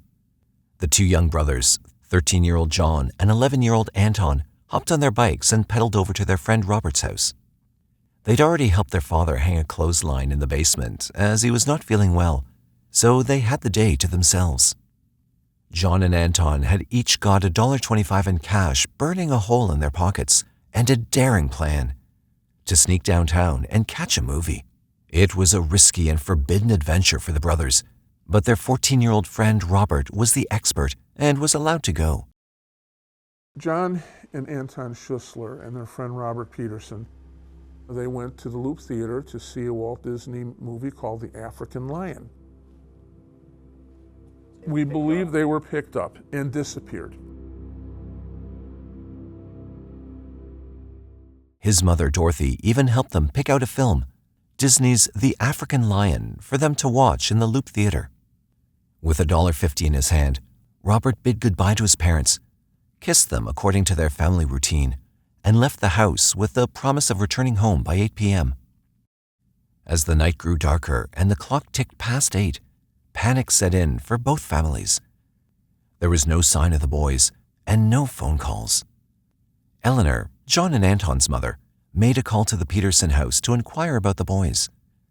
Dorothy, Robert's mother, informed Eleanor that they'd left for downtown, which was a shock for her. The fear only grew when there was no word from the boys, prompting Dorothy Peterson to contact police at the Gale Street station at around 10 p.m. She spoke to Sergeant Petz, who asked the families to contact the police again if the boys didn't return in an hour. The sky had been beautiful blue when the boys had set out on their adventure, but as the day wore on, the weather took a turn for the worse. The stormy night brought heavy rainfall and added an extra layer of anxiety to the neighborhood. Despite the harsh conditions, Mr. Peterson and Mr. Schuessler refused to give up their search for their missing sons. They scoured every hamburger place along Milwaukee Avenue and even checked the Loop Theater where the boys had planned to see a movie. But all their efforts turned up nothing. The boys seemed to have vanished into thin air, and it became clear that the only option left was to involve the police. Despite their kids attending the same school and being friends, the Peterson and Schuessler families had never really crossed paths or spoken to each other. It was as if their lives were running parallel without ever intersecting. Little did they know that their lives were about to become deeply intertwined in a way they never could have imagined. As the police began their search for the missing boys, they asked the parents about the boys' clothing and possessions, hoping to gather any possible clues. They learned that Robert had been wearing a distinctive White Sox jacket, while the other boys were wearing Cubs jackets. But where could they be? The downtown area was hours away by car, so it seemed unlikely that they could have gone that far. Perhaps they'd spent their money on snacks and were walking back home in the heavy rain. Or maybe they'd gone bowling, a favorite activity of the boys. The search continued as theories and ideas were tossed around, but the only thing that was certain was the growing concern of the families involved. As the sun rose on October 17, 1955, the day after the boys' disappearance, the sense of unease in the community grew even stronger. The police were baffled as well, as they'd never had a case in that community where a missing child didn't turn up. Although Robert had skipped school a few times before, everyone knew he was responsible and would never leave Anton and John on their own. The detectives decided to visit Farnsworth School on Linder Avenue, where the boys studied, to see if the disappearance had something to do with the school. Principal D.W. Thornton suggested searching the north branch of the Chicago River in the Forest Preserve, as it was a spot known for past incidents of violence. A year before the boys disappeared, a grade school pupil was assaulted by a high school boy near the river. The teachers of the boys, Mrs. Bernice Jonas and Miss Cecilia Schwachten, were distraught and tried to keep their composure. Mrs. Jonas speculated that one or two men might have been trying to attract the attention of the students in the last few days, according to some students. The community was filled with terror, and the detectives knew that if they didn't find the boys soon, rumors and speculations would fog the truth. The detectives had their work cut out for them. With 60,000 people in the area, they had a lot of doorbells to ring and a vast area to cover. They knew they had to narrow down the search locations to increase their chances of success. So they began by checking the Loop Theater and contacting the bus drivers who were working on the day the boys went missing. One driver, Bruno Mansorini, had a crucial lead. He remembered seeing the boys who matched the description of Robert, John, and Anton getting on his bus at Berthoud Avenue, showing student ID cards. He dropped them off at Lawrence Avenue, where they were headed to the Jefferson Park recreation alleys for bowling. The problem was they hadn't asked for a transfer slip, which meant they were supposed to get off at Central near the Peterson home. Perhaps that innocent change of plan triggered a horrifying series of events. It seemed like the detectives were finally making some progress in the search for the missing boys. Sightings at the bowling alley provided the next crucial lead. Neighbors and relatives of the boys confirmed they'd seen Robert and Anton at Monte Cristo Bowling Alley, going to take a washroom break while John chatted with a neighbor. The boys left at 8 p.m. after Robert and Anton returned from the washroom. The alley manager, Edward C. Davis, added more information to the mix, revealing that the boys had been there twice that day, once around 3:15 p.m. and again at 7 p.m. They'd not bowled because they didn't have enough money. It raised the question, how did three young boys end up back at the same location where they'd been turned away just hours earlier? Why would they return without any money to bowl? The detectives had a timeline to work with now, and it was up to them to piece together the rest of the puzzle. But there were still gaps in their understanding of what had happened. It was frustrating to know that they were so close to the boys, yet still unable to find them. The atmosphere in the office of Russell Corcoran, the captain of the 33rd Precinct of the Chicago Police Department, was tense and heavy on that fateful day of October 18, 1955. The case of the missing Peterson and Schussler boys had consumed the entire department, and the captain had just finished reassuring the commissioner that they were doing all they could to find them. But then the phone rang again at 1:15 p.m., and the captain answered it, thinking it was just another routine call. But as he listened, his face turned pale and tears welled up in his eyes. After hanging up, the captain made a grim announcement that would haunt the team of detectives forever. 3 naked bodies of young boys had been found. The following Tuesday, early in the morning, a liquor salesman had parked his car in Robinson's Woods. He gets out of his vehicle and he examines it closer and realizes these are 3 young boys, unclad, lying as if they were carelessly tossed from a vehicle. That day, Victor Livingston, a liquor salesman in his mid-50s, was cruising around in his car enjoying the fruits of his labor. He'd earned a good amount of money and he wanted to have his lunch in a tranquil place. So he decided to drive to Robinson Woods Forest Preserve, a picturesque area on the northwest side of Chicago, known for birdwatching and fall colors. But little did he know that he was about to stumble upon something horrific. As he sat in his car, just about to eat, something caught his eye. A body lying motionless on the ground. He quickly drove away to find a phone and call the police. Different authorities came up at the scene as the news spread, When Victor approached the officers asking if they were able to find the body, the officer told him that they'd found 3 bodies. Since the bodies were dumped in a 2-foot deep ditch, only one was visible. The detectives had been searching high and low for the missing boys, but what they found was far more sinister than anyone could have imagined. Just 2 weeks before Halloween, the boys were discovered naked and stacked on top of each other, with Robert's head bearing a ghastly wound that had long since dried. To make matters worse, the area had already been contaminated, with no chance of finding footprints or any other useful evidence. This was never heard of before, at least within the span of recent memory. So the case became what was known in those days as a heater case in police parlance. When they didn't come home that night, that is really began the manhunt. The news hit everyone like a ton of bricks. The detectives were supposed to remain detached from the cases, but that day, tears flowed freely as they mourned the tragic loss of the innocent children. The detectives were left to piece together what little evidence they could find, including the fact that there were no footprints near the bodies, indicating that the boys had been thrown from a car or truck. The killer had covered their tracks well, leaving no trace of the boys' clothing or any other incriminating evidence at the scene. To add to the mystery, there was a significant amount of grease found on their hands, backs, and soles. This led the detectives to believe that the boys were killed somewhere else before being dumped in the woods. Besides, if they'd been killed there, the rain would have washed the blood away. In a harrowing turn of events, an autopsy conducted on the 3 boys found in the Robinson Woods Forest Preserve revealed that they'd been dead for at least 36 to 40 hours before being discovered.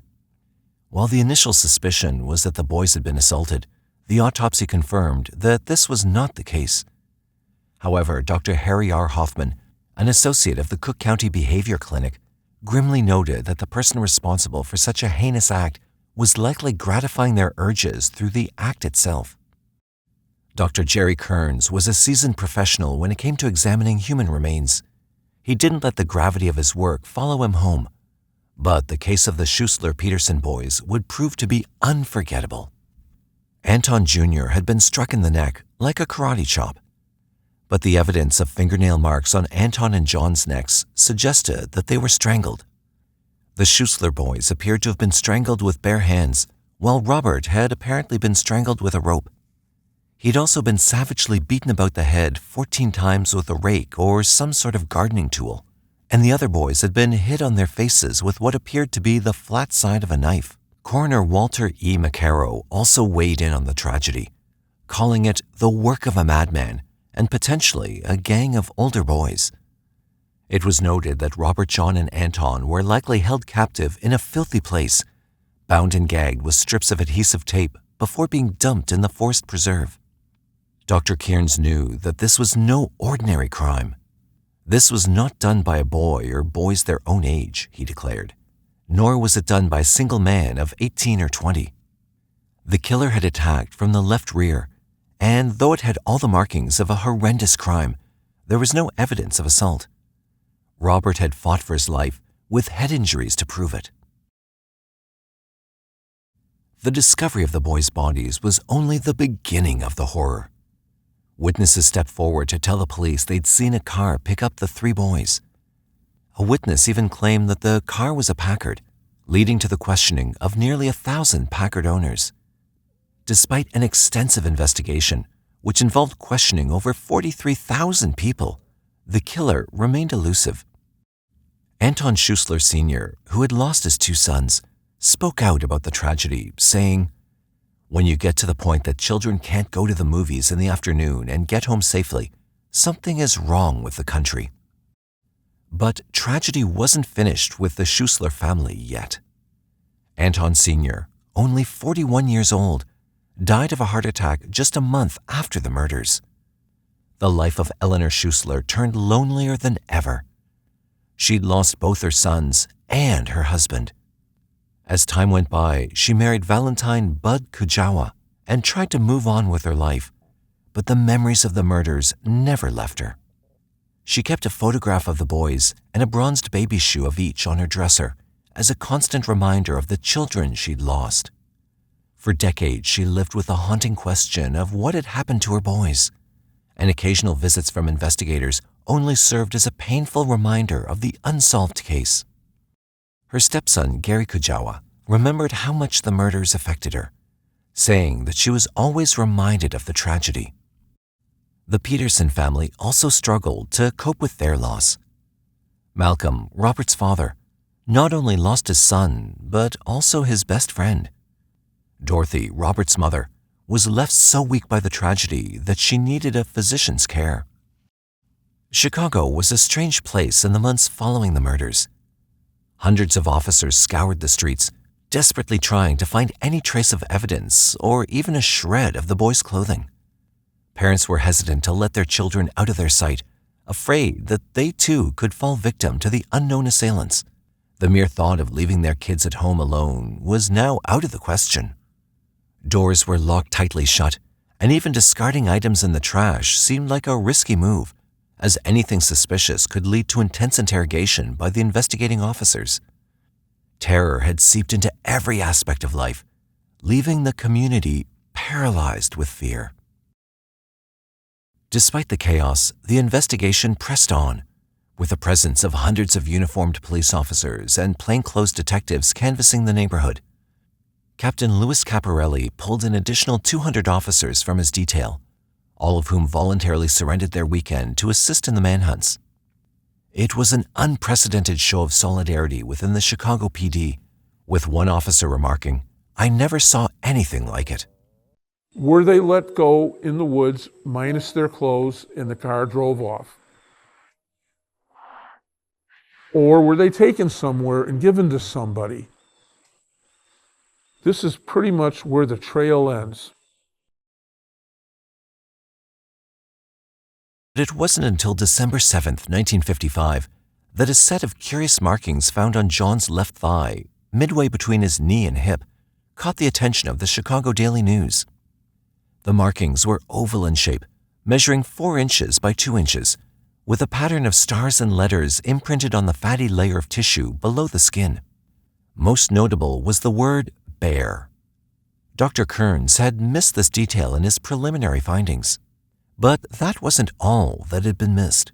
Funeral home attendants had discovered shocking bone fractures in the Schuessler brothers, which Dr. Kearns had failed to detect. And there was another crucial piece of evidence. Adhesive tape had covered the boys' faces, but it had been removed before the bodies were left in the ditch. The ones who did this crime knew what they were doing, Coroner McCarran concluded.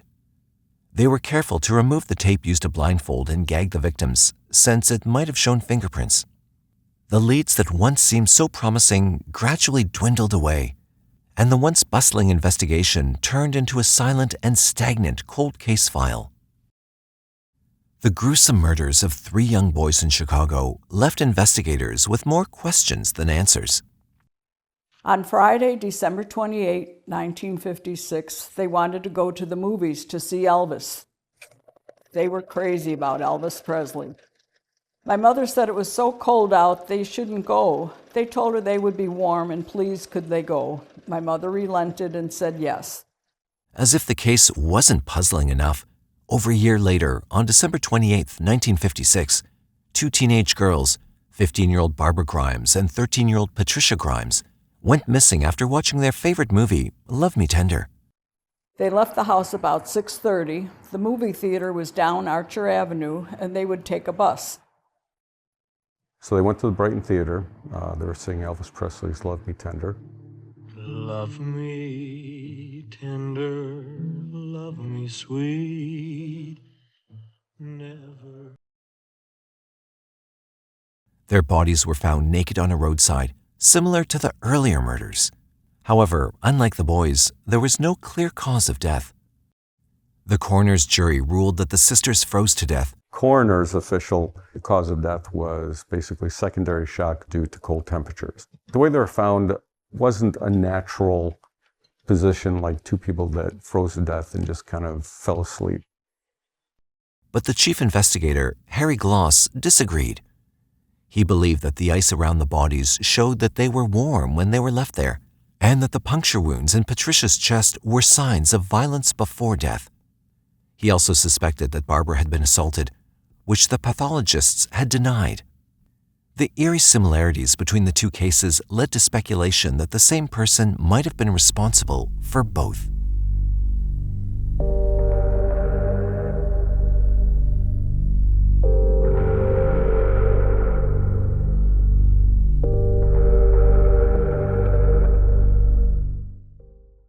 After decades of frustration and dead ends, it seemed like the case of the murdered boys in Chicago would remain a mystery forever.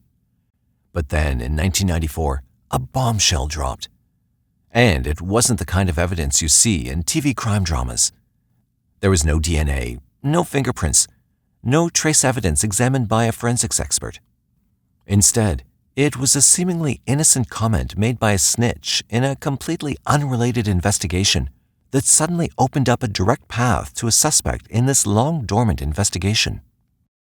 During an investigation into suspected horse killings and the mysterious disappearance of candy heiress and horsewoman Helen Voorhees Brock on February 17, 1977, a breakthrough occurred.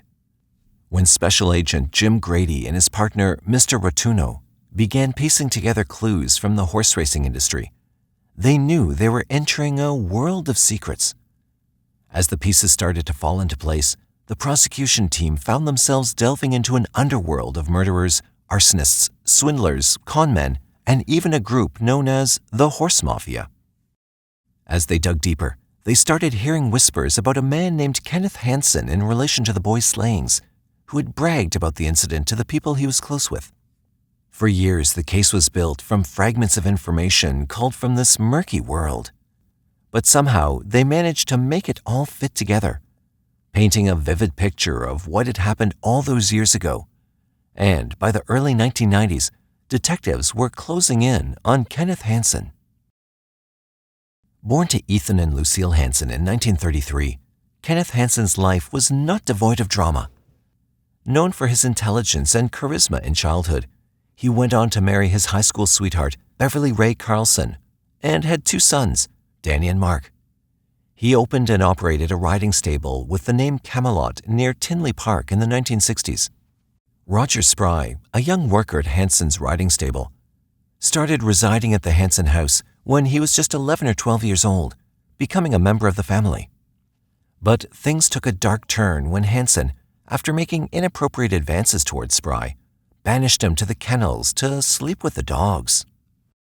One fateful night, when Spry was still a child, Hansen initiated a relationship with him that would last for years until Spry was 18. Over the course of 2 decades, Spry lived on and off with Hansen. All the while, the latter picked up male hitchhikers, aged between 11 and 16 years old, and offered them lodging at the stables in exchange for work. On many occasions, Hansen bragged to Spry about having relations with these young boys. As the summer of 1994 approached, Mr. Hansen began to feel the weight of impending doom as the investigation into his possible involvement in a decades-old case closed in on him. According to the detectives, he was so paranoid that he began asking his neighbor whether there were any police officers lurking around his house.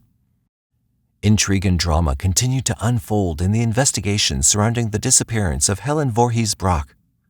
In July 1994, police made a solid move by charging Richard Bailey, a former stable owner and acquaintance of Hansen's, with soliciting Brock's murder.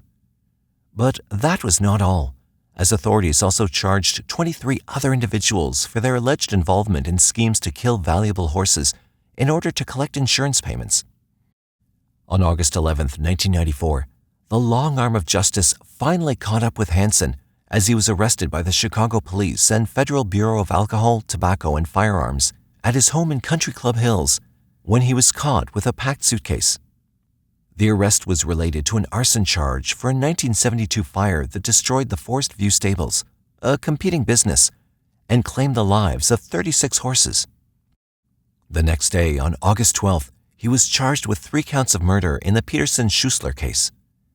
He was 22 at the time of the murders and 61 at the time of his arrest. The announcement of charges against Kenneth Hansen for 3 counts of murder left many wondering what evidence the authorities had against him.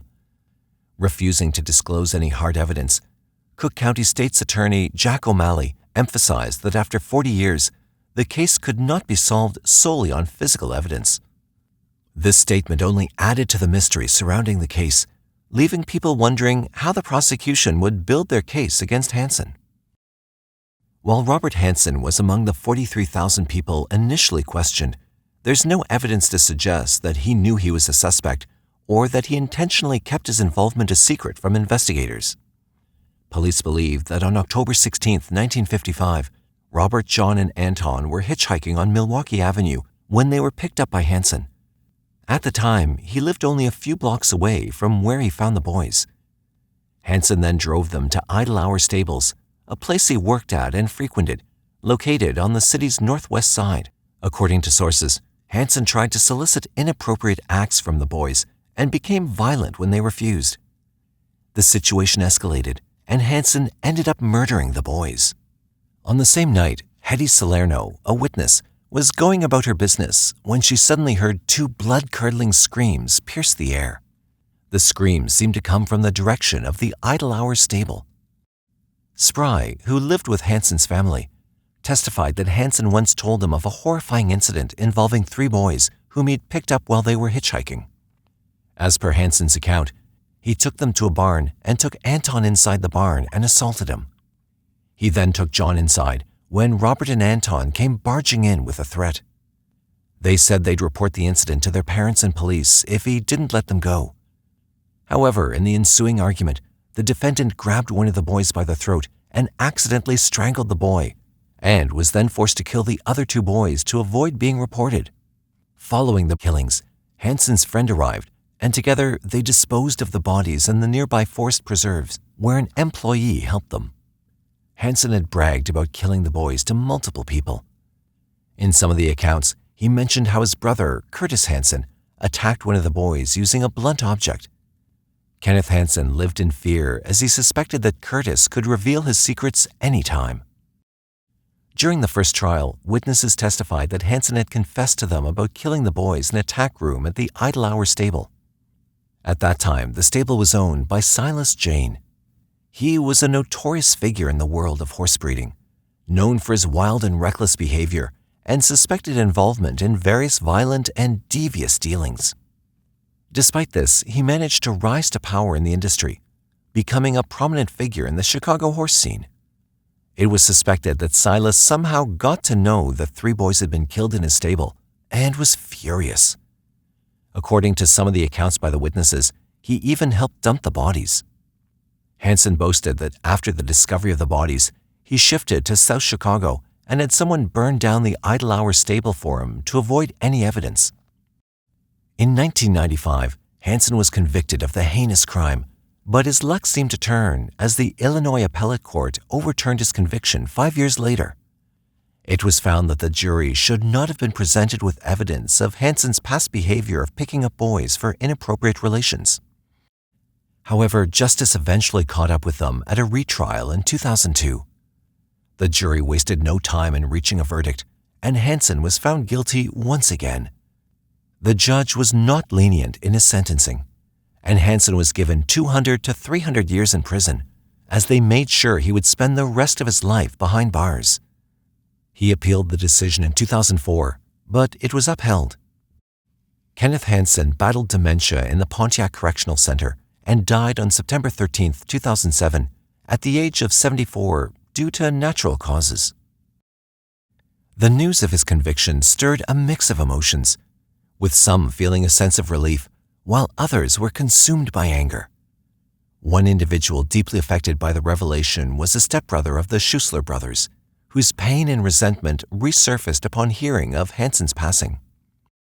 The case was as phony as could be, declared Leonard Goodman, former attorney of Mr. Hansen, who was still convinced of his client's innocence.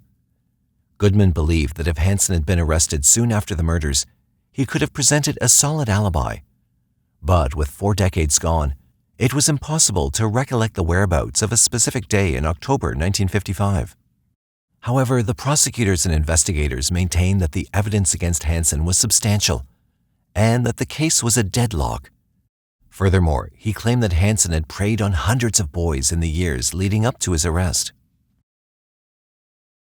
The Peterson-Schussler murder case was more than just a crime. It was a haunting tale that gripped the entire city, spreading like a wildfire of fear and apprehension. Once a peaceful town where neighbors looked out for each other, it now became a place where people dreaded the dark and feared the unknown. While the case will never truly be closed for those who lost loved ones, the arrest and conviction of Hansen provided a sense of closure and relief for the community that had been haunted by the brutal killings for decades. Do you think Kenneth Hansen was guilty of the crime? Do you think the deaths of Robert, John, and Anton were accidental or intentional? Oh my God. They were everything to me. All of them. Obviously, the one question is, everybody's asked me, why? I understand why Casey, why the boys, why your daughters. In the month of August 2019, Casey Jones and her children went missing from Marion County in Florida. Some of her family members kept receiving text messages from her, but soon they became suspicious and contacted the authorities. What the investigators uncovered next left everyone reeling with shock and disbelief. What could have possibly happened to Casey and her children? Who was responsible for their disappearance? Marion County, located in the heart of Florida, is a hidden gem that offers a unique blend of natural beauty, rich history, and modern amenities. With a population of over 370,000 people, this vibrant community is known for its welcoming spirit and thriving economy. Visitors to Marion County can explore the stunning Ocala National Forest, stroll through historic downtown Ocala, or enjoy a day at one of the many nearby theme parks. The county also boasts a wide range of dining options, shopping destinations, and cultural attractions, making it the perfect destination for a weekend getaway or a long-term stay. And it's here that our story begins. Michael Jones and Casey Jones tied the knot on Halloween Day in 2017. In the same year before their wedding, they had been blessed with a beautiful baby girl whom they named Marcali. But their story didn't start there. Before they found each other, Michael and Casey had walked different paths. Michael had been married to a woman named Sarah Jones, and they had 3 children together. Casey, on the other hand, had been married to Richard Bowers, and together they had 2 boys named Cameron and Preston. But despite their past relationships, Michael and Casey fell in love and started their own family together. Fast forward to 2018, and the couple welcomed another little bundle of joy into their family, a baby girl named Ayana. The boys Cameron and Preston also lived together with Casey and their stepfather, Michael. All seemed well in their cozy home on Southeast 86th Terrace in Marion County, Florida, until strange things started happening. Sometime in July 2019, Richard Bowers received a text message from his ex-wife, Casey, asking if he could watch their 2 children, 10-year-old Cameron and 5-year-old Preston. Richard agreed, and they made plans to meet at the Leesburg Mall on July 27, 2019. During their text exchange, Casey informed Richard that her husband Michael would be dropping off the boys because she was in the hospital recovering from back surgery. This wasn't Casey's first time having back surgery, so Richard didn't think much of it at the time. On the scheduled day, Richard arrived at the mall, eager to see his boys. Michael soon arrived with the boys, who were in good spirits. So then it's summer, so the boys, her boys end up going with their father for a couple weeks. So I have the girls, just me and the girls. On August 1st, 2019, Nikki Jones, who was Casey's mother, received a message from her daughter. In the message, Casey asked if Nikki could watch her 2 young children, 2-year-old Marcali and 1-year-old Ayana, for a few days. Nikki, who regularly watched the kids, happily agreed. Where are the girls at this time? They were back with me at that point. I had dropped them off at my mother-in-law's Michael arrived with the two girls at Nikki's residence in DeLand, Florida. Everything seemed to be normal, and the girls were excited to spend time with their grandmother. As the days passed, Nikki received another text message from her daughter. This time, Casey said she was sick and asked if Nikki could keep the girls for a few more days. Nikki, being the doting grandmother she was, didn't hesitate to agree. As Nikki continued to look after Mercalli and Ayanna, she couldn't shake off the feeling that something was off with her daughter, Casey. You see, the two spoke every day via text message, phone call, or video chat. Nikki simply found it strange that Casey had chosen to communicate with her only through text messages. Despite her worries, she held on to hope that everything was fine. I think I had them back. And then, So you get the boys back from Dad, and school starts, and school's going on for about a week. Yeah. What school do they go to? I enrolled in Fruitland Park Elementary. Okay. Meanwhile, on August 10th, 2019, at approximately 1:30 p.m., Richard dropped off his two sons, Cameron and Preston, at a designated spot as agreed upon by him and Casey. Michael then picked them up. Little did Richard know this would be the last time he would see his boys alive. On August 14th, 2019, Michael arrived at his mother-in-law's house to pick up his daughters, Mercalli and Ayanna. In the days that followed, Nikki repeatedly tried to reach out to her daughter, Casey, through texts and calls. But all her efforts proved futile as the phone went straight to voicemail and she never received any response back. Richard was equally worried. On August 22nd, 2019, he tried to reach out to her to wish their son Preston a happy birthday, but all his attempts went unanswered. Friends and acquaintances also found it strange that Casey had not posted on social media recently, as she was known to be very active, posting almost every day. The last time she'd posted was on August 26, 2019, and people began to wonder what could have happened to her. By the month of September, Nikki's concern for her daughter and grandchildren had escalated to an alarming level. So on September 14, 2019, Nikki decided to take matters into her own hands and made a call to the Marion County Sheriff's Office to request a well-being check on her loved ones. In response to the request, a deputy named Chase King was dispatched to Michael and Casey's home that same day, hoping to find them safe and sound. However, upon arrival, the house appeared to be empty, and the deputy received no response when he knocked. It was as though the house had been abandoned. Chase, determined to get to the bottom of it all, approached Johnny Murphy, a neighbor who lived close by. Johnny didn't know Michael and Casey very well, but he had seen them around the neighborhood from time to time. When Chase asked Johnny if he had noticed anything strange in the area, Johnny recounted an encounter he had with a property manager only identified as Patrick 2 weeks prior. Patrick had asked Johnny to accompany him on a walkthrough of Michael and Casey's residence due to a suspicious odor emanating from the house. As they entered the house, Johnny was struck by an unbearable smell that hung thick in the air. At the time, there were still furniture and personal items within the house. As the investigation continued, Chase soon contacted Joseph Petrolino, the landlord of the property, by phone. Joseph informed the deputy that he had initiated an eviction process on Michael and Casey around the 23rd of August, 2019. However, when Joseph made contact with Casey and informed her about the eviction, she had informed him that she no longer had anything to do with Michael and asked him to contact Michael for further information. Joseph then got in contact with Michael and promptly received a text message from him stating that he was leaving the residence and would leave the key on the counter. After this, Joseph repeatedly attempted to contact Michael, but failed to reach him.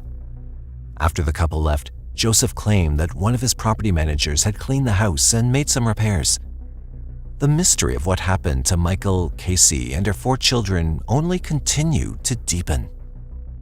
Soon, another officer, Sergeant Micah Moore, arrived on the scene to join Chase. Together, they entered the house, but not before being granted access by the landlord, Joseph. As they opened the door and stepped inside, the overwhelming stench of decomposition hit them like a brick wall. The officers immediately recognized the smell from their previous experience with decaying human or animal remains. As they walked through the home, the officers noticed that it was entirely vacant except for the kitchen appliances. All right, and the whole property was cleaned out, correct? Did you have a cleaning crew come in and clean up, or did you just have a guy do it? So I'm going to plead the fifth on that. Okay. They also detected the unmistakable scent of decomposition mixed with the smell of cleaning supplies. It appeared that new floors and baseboards had also recently been installed in some areas of the house. Did the guy that you had clean up, did he tell you he put some fans in all the rooms and have like little fans running? Yeah, because it smelled. Okay. Do you know what he used to clean up with? Did he tell you?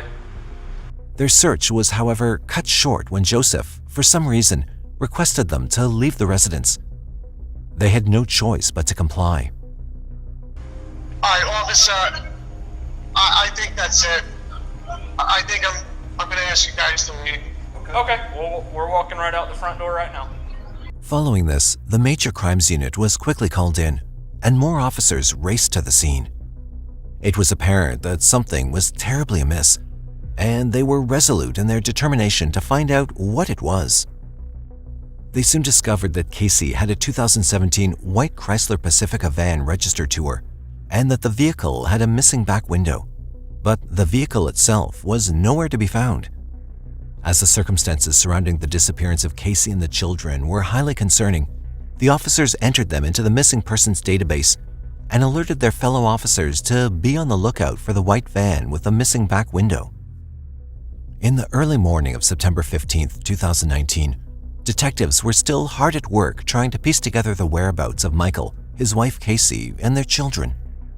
Their first attempt was to contact Michael via phone, but unfortunately, the call went straight to an error message, indicating that the caller was unreachable. Undeterred, the detectives continued their investigation, and at around 10:16 a.m. that same day, they reached out to Michael's ex-wife, Sarah Jones. They conducted a phone interview with her, hoping to gather any information that could lead them to the missing family. During the interview, Sarah revealed that she'd last seen Michael and Casey on Friday, September 13, 2019, between 5:30 p.m. and 6 p.m. at a McDonald's on Reed Street in Palatka, Florida. She'd met with Michael for a child visit. Casey had, however, stayed behind in their white Chrysler Pacifica. Sarah further noted that Michael and Casey appeared to be in good health. However, Sarah claimed that she did not see any of the couple's children on that day. When detectives asked if there was any other way to locate the family, Sarah replied that she had no idea where they could be. With this, the phone interview with Sarah came to an end. The detectives quickly realized that they needed to verify Sarah's statement. They then tasked Detective Simpson with responding to the McDonald's in Palatka to get the video surveillance from the interaction between Sarah and Michael. However, by noon of that same day, Detective Simpson reported that he had done an in-depth review of the footage from the date and time Sarah claimed to see Michael and Casey, but he'd been unable to locate the white family van in the footage. Detectives then attempted to reach Sarah again, but were unable to get through to her. It wasn't until about 2:17 p.m. on September 15th when they received a voicemail from Sarah that altered her initial statement. Sarah revealed in the voicemail that she had not seen Casey on September 13th, 2019, but she maintained that she was in contact with Michael at the McDonald's as initially described. Detectives were stumped by Sarah's changing statements. They soon got on the phone with her again, and she repeated what she'd said in the voicemail. Sarah was then informed that a detective was present at the McDonald's and would be calling her for more details about her interaction there. Moments later, it was reported by Detective Simpson, who met up with Sarah, that she completely retracted her previous statement entirely and denied ever being at the McDonald's with Michael on Friday the 13th of September 2019. With this, detectives were now more suspicious than ever. They knew they couldn't trust anything Sarah said, and they had to find another way to uncover the truth. They also couldn't help but wonder what she was hiding. At 2:17 p.m. on September 15th, 2019, the detectives also conducted a phone interview with Connie LeClaire, Michael's mother. Mrs. LeClaire revealed that Sarah, Michael's ex-wife, had informed her that she'd last seen Michael and Casey on Friday, September 13th, 2019. In a startling revelation, Mrs. LeClaire stated that she had a text conversation with her son on that same Friday, and he'd confirmed that both he and Casey were in good health. He even mentioned that they were planning a trip to Kentucky to visit Casey's family. With that, the interview concluded, leaving detectives with more questions than answers. At precisely 3:07 p.m., detectives received a surprising voice message from an unknown number. It was Michael himself. He disclosed that he'd heard that the law enforcement was looking for him and his family. Michael admitted that he was not in town, but would be arriving later that day or the following morning. However, when the detectives tried to call him back, their calls went unanswered, and they were unable to reach him despite repeated attempts. During this time, Richard, Casey's ex-husband, also called.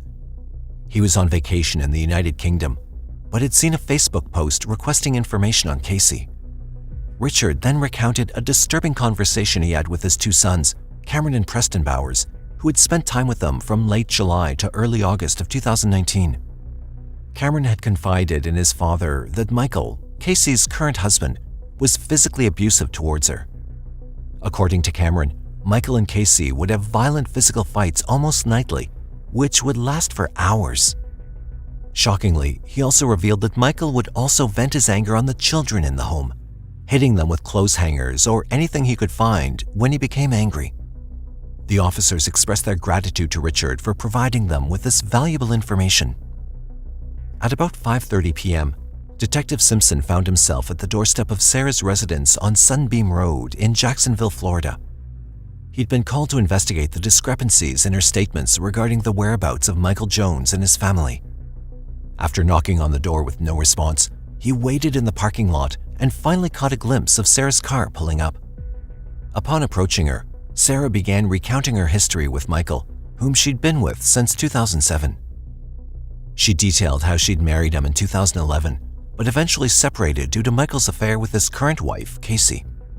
Sarah explained that communication between her and Michael had been scarce since April 2018.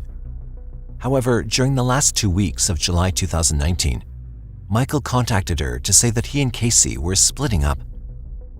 Here and there, but, I would tell her that, Casey and I are separated and she's with her mom right now, so. Over the next few weeks, Michael came back and forth to visit the children and took them to Marion County.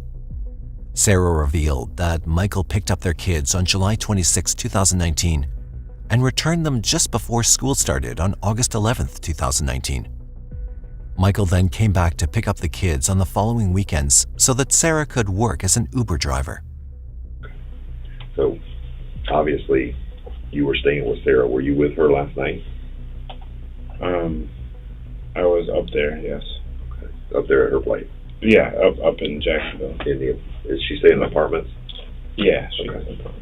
Sarah stated that on the evening of August 30th, 2019, Michael had come to her house and had been staying there since, except for the daytime hours of September 10th, 2019, when he left to attend to some personal matters.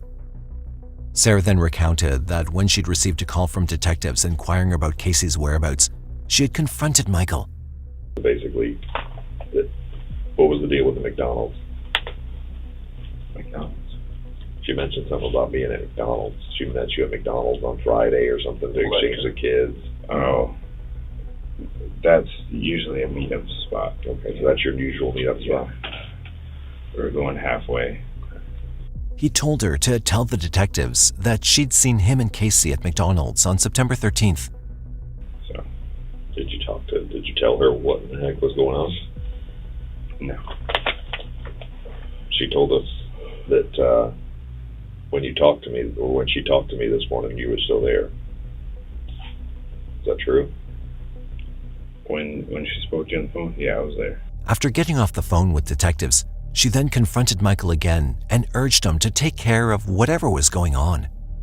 She told Michael to call the detectives, and he did, using their son's cell phone.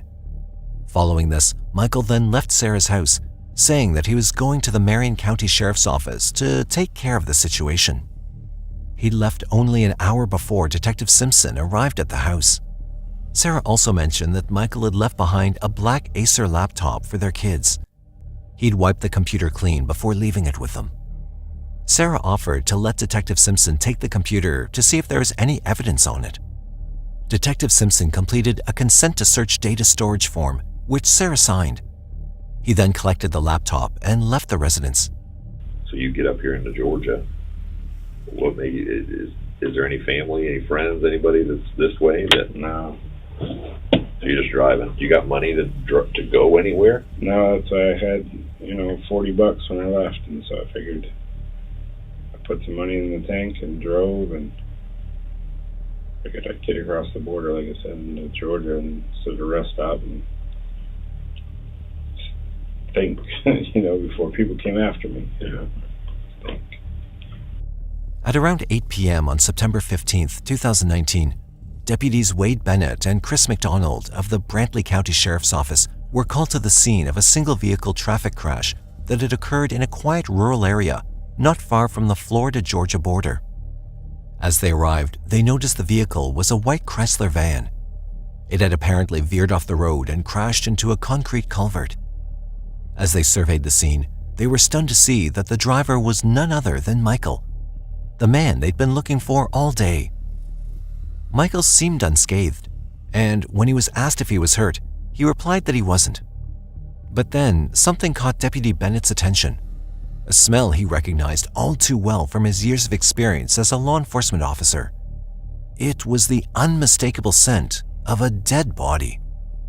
He instinctively placed his hand on his service weapon, bracing himself for the worst.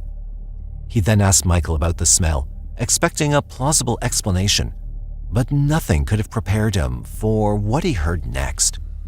With a chilling calmness, Michael revealed that the source of the smell was his wife, Casey. Shocked and taken aback, Bennett couldn't believe what he'd just heard. He then asked Michael to clarify. Michael calmly stated that he'd taken his wife's life. Her body was in the car, and he needed to be handcuffed. The deputies wasted no time in calling for backup, and soon the area was swarming with police vehicles. As backup poured in, Michael continued to reveal the grisly truth. Not only had he taken his wife's life, but their 4 children, Cameron, Preston, Markelly, and Ayanna, were also dead. The officers were stunned and horrified, but they maintained their composure. They followed Michael's lead as he took them to a wooded area where he'd hidden the bodies. This was about 6 miles from the crash site. The bodies were discovered in plastic storage totes that were covered with cut palm fronds. Following this, Michael was taken into custody. During the interrogation that followed, detectives listened in shock as he recounted the events leading up to Casey and the children's deaths. Michael revealed that he and Casey had been together for 5 years and married for 2. They'd met while working together at a veterinary clinic. What's you guys' relationship like? I mean, is this an ongoing thing where you guys are at each other like this, like fighting, or? It just got worse. Like, little things all the time with her. She would come at me, and we'd argue, and never really got physical. Michael had been going through a divorce with Sarah when he started dating Casey. Michael and Casey's relationship was not without problems. However, on July 10, 2019, things took a turn for the worse. On that particular day, she'd called him at work and accused him of cheating. According to Michael, he'd hung up on her, and then he'd turned off his phone. But when he arrived home, Casey wouldn't leave him alone. She followed him around the house, shining her phone's flashlight in his face and tapping him on the head with her cell phone. Their argument escalated into a yelling match, and Michael ordered Casey to leave. But Casey picked up a metal baseball bat. She actually reached, we had a recliner in the living room, reached and grabbed after the bat, and kind of, hit me, broadside me or whatever. In a fit of rage, Michael took the bat from her and hit her head repeatedly until she died. Afterward, he wrapped her up and put her in a tote, which he placed in the master bedroom closet, kids? Yeah, they're asleep. Where did they sleep at now? The boys have a bedroom, and then the two girls sleep in the living room. The children were all asleep when this incident took place. According to Michael, there were bloodstains on the master bedroom door, and he cleaned them up as best as he could. He knew he had to act fast and get rid of the evidence before anyone found out what he'd done. So he placed the metal baseball bat and other items used to clean up the blood in trash bags and disposed of them in a dumpster on Highway 441. As Michael continued his confession to the detectives, the details became more disturbing. After taking his wife's life, he felt trapped and had to keep up the act that she was alive. So he began using her phone to text and post on social media to make it seem like she was still around. Let me ask you this.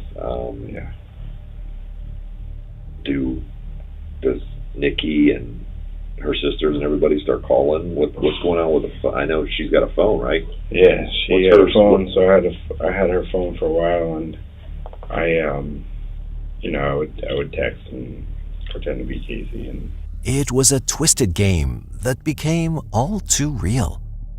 The detectives asked Michael if he could have walked away from the argument with Casey before it escalated, and he replied that he could have. However, he chose to stay and let things spiral out of control.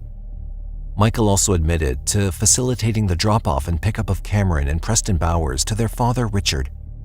The boys had been with their father for 2 weeks, and Michael confirmed that he later picked them up from his father in Leesburg. He also confirmed dropping off his two daughters, Mercalli and Ayanna Jones, at their grandmother's house and picking them up at a later date. As Michael Jones continued his chilling confession, he revealed the gruesome details of how he'd taken the lives of all 4 children. He began by recounting how he went for Cameron first. It was late at night when Michael entered the children's bedroom and pulled Cameron off his bed, choking him with his bare hands. As Cameron struggled and kicked, Michael pressed his knee into his chest, tightening his grip until the boys stopped moving. When it was over, Michael stuffed Cameron's lifeless body into a suitcase and placed it in the corner of the east bedroom. The following night, Michael took Preston's life.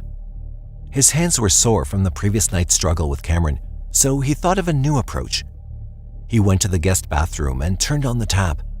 He stopped the water from draining out of the bathtub with a washcloth. Following this, he quietly crept into the children's bedroom where Preston was sleeping soundly. He grabbed a zip tie and looped it around Preston's neck, pulling tight until he was gasping for air. Michael then dragged Preston into the bathroom and shoved his face into the bathtub, pressing down until he stopped struggling. After Preston died, he placed his body into a trash bag and left him in the bathroom for several days. He later placed him into a tote. He also used kitty litter to soak up the bodily fluids that came from the decomposing bodies. I don't know what day it was, but I was actually down up by the city hall looking down at the police department, which I believe is Marion County Police Department. Okay. I sat there for several hours with my daughters. Days after taking the lives of his 2 boys, Michael found himself in Bellevue City Hall with his 2 daughters, contemplating his next move. He spent hours sitting there, staring at the Bellevue Police Department, debating whether to turn himself in or wait for someone to contact him. So then you're answering text messages back and forth, and yeah, so that's tough, man. And I trashed her phone. But fear had a grip on him, and he couldn't gather the courage to surrender to the authorities. He broke Casey's cell phone and tossed it in the trash before aimlessly driving around for hours. When he finally returned home, the darkness in him had taken hold, and he decided to end the lives of his 2 little girls. Michael filled the bathtub with water and went to get Mercalli, who was still awake. He took her into the bathroom and held her underwater until she stopped struggling. And then he did the same thing to Ayanna on the same day, taking her young life as well. Both girls were placed into the same tote. Michael continued by saying that at the end of August or beginning of September 2019, he'd loaded all of the dead bodies, which he previously placed into totes, into the family's van. He also used cleaners, mothballs, and fly spray in the van to try to mask the putrid smell of the decomposing bodies. As the interrogation continued, Michael revealed that he'd lied to his ex-wife, Sarah, about his relationship with Casey. He'd convinced her that they'd separated, but in reality, he'd taken her life along with those of their 4 children. But even more unsettling was his admission that he'd coached Sarah on what to say to the authorities when they called her on September 15th, 2019. Did she talk to you? Did you tell her what to say to me? Or you've seen me or whatever, you've seen Casey, you've seen everybody, you know? So yeah, I guess I did tell her. However, he admitted to the detectives that Sarah had no knowledge of the murders and was not involved in any way. He insisted that their relationship was purely based on co-parenting and nothing else. Did you tell her what the heck was going on? No. After leaving Sarah's house, he said that he pretended to be heading to Marion County to speak with law enforcement, but instead fled the state. What do you think was going to happen today after you left? What was the plan? The only thing really I had in plan was just to get out of Florida for now, or cross the border here and set a rest stop and, try and think. Feeling overwhelmed and unsure of his next move, he traveled aimlessly until he saw paths off the side of the road and decided to pull over to urinate. It was then that he made a gruesome decision to remove the totes containing the bodies from the family van and dispose of them in the woods. However, he left the tote with Casey Jones's body behind. Afterwards, he continued northbound. At some point, he eventually lost control of the van and crashed. Tell me about this. This is another question I had. How did you wreck the van? What happened there? Like I said, after I got out of the woods driving or whatever, the GPS was like rerouting me, and so I messed with the GPS, and it's a touch screen, and I'm looking this way, and I swerved off the road once, and then kind of like, okay, pay attention, and I swerved again, and that was it, just kept going down. Following all these revelations, the detectives then asked Michael if he'd been under the influence of any drugs or alcohol while committing the murders. He responded that he was sober and had a clear mind. Obviously, the one question is, everybody's asked me, why? I understand why Casey, why the boys, and why your daughters. Michael disclosed that he'd taken the children's lives to keep up the facade that Casey was still alive.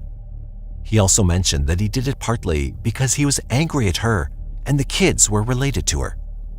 With that, the interview with Michael came to an end, leaving the detectives to grapple with the depths of his depravity and the loss of innocent lives. Obviously, you know that there's going to be more charges forthcoming. Of course. Okay. I've just got to make contact with the attorney's office, and you're going to be charged with 4 counts of first-degree murder. Yeah. Okay. On top of the second-degree murder. Yeah. Okay. After being charged with 4 counts of first-degree murder for his children and 1 count of second-degree murder for his wife, Michael waited 3 long years for his trial to begin. In November of 2022, he finally pleaded guilty to all charges. The court then moved on to the penalty phase of the trial, where the prosecution and defense presented their arguments on what Michael's punishment should be. The prosecution argued for the death penalty, while the defense believed that life in prison was more appropriate. During this phase, a renowned psychologist named Dr. Harold Bursdane testified for the defense. He spoke of Michael's mental state, claiming that he'd been hearing Casey's voice after taking her life. Dr. Harold said that the voices intensified with time, and Michael had no control over it. According to Dr. Harold, Casey's voice told Michael that their children would be safer with her, and he had no choice but to obey it and commit the crimes. The defense also brought in Dr. Stephen Nelson, a neurologist, to testify on behalf of Michael.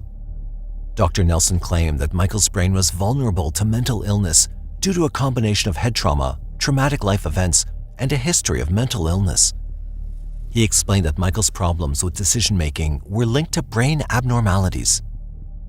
However, despite the defense's arguments, the jury recommended the death penalty for Michael. And on April 28, 2023, Michael was sentenced to death. The courtroom was tense as the judge read out the sentence. Michael's lawyers, however, are not giving up. They revealed their plans to appeal the sentence. And with the sentence of death handed down, the case of Michael Jones comes to a close.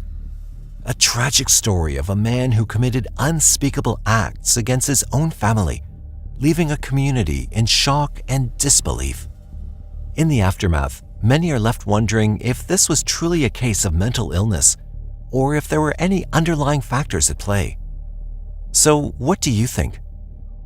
Was Michael's case a tragic result of a vulnerable mind, or was something else driving his actions?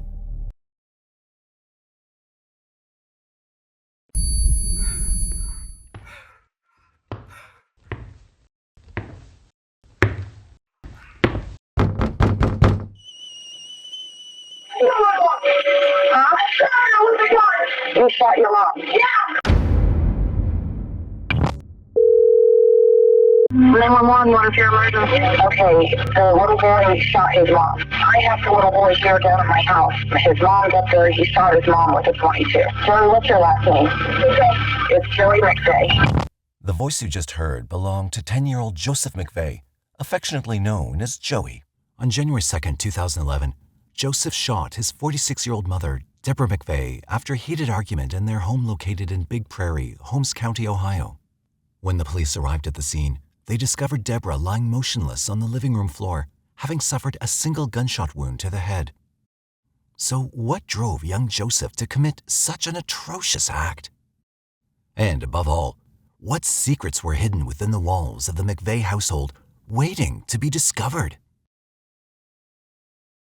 Big Prairie is an unincorporated community in Holmes County, Ohio, United States. Despite its name, it boasts a modest population of only 2,400 residents. From its tight-knit community to its idyllic landscapes, Big Prairie captures the essence of rural living in all its glory. According to statistics, the rate of violent crime in Big Prairie is 2.3 per 1,000 residents. But it was here in this peaceful setting that an unbelievable crime unfolded in 2011. But first, let's travel to Millersburg, Holmes County, the birthplace of Deborah McVay, who was born Deborah Mike. Born on November 2, 1964, Deborah was the daughter of Johnny Mike and Beulah Mike.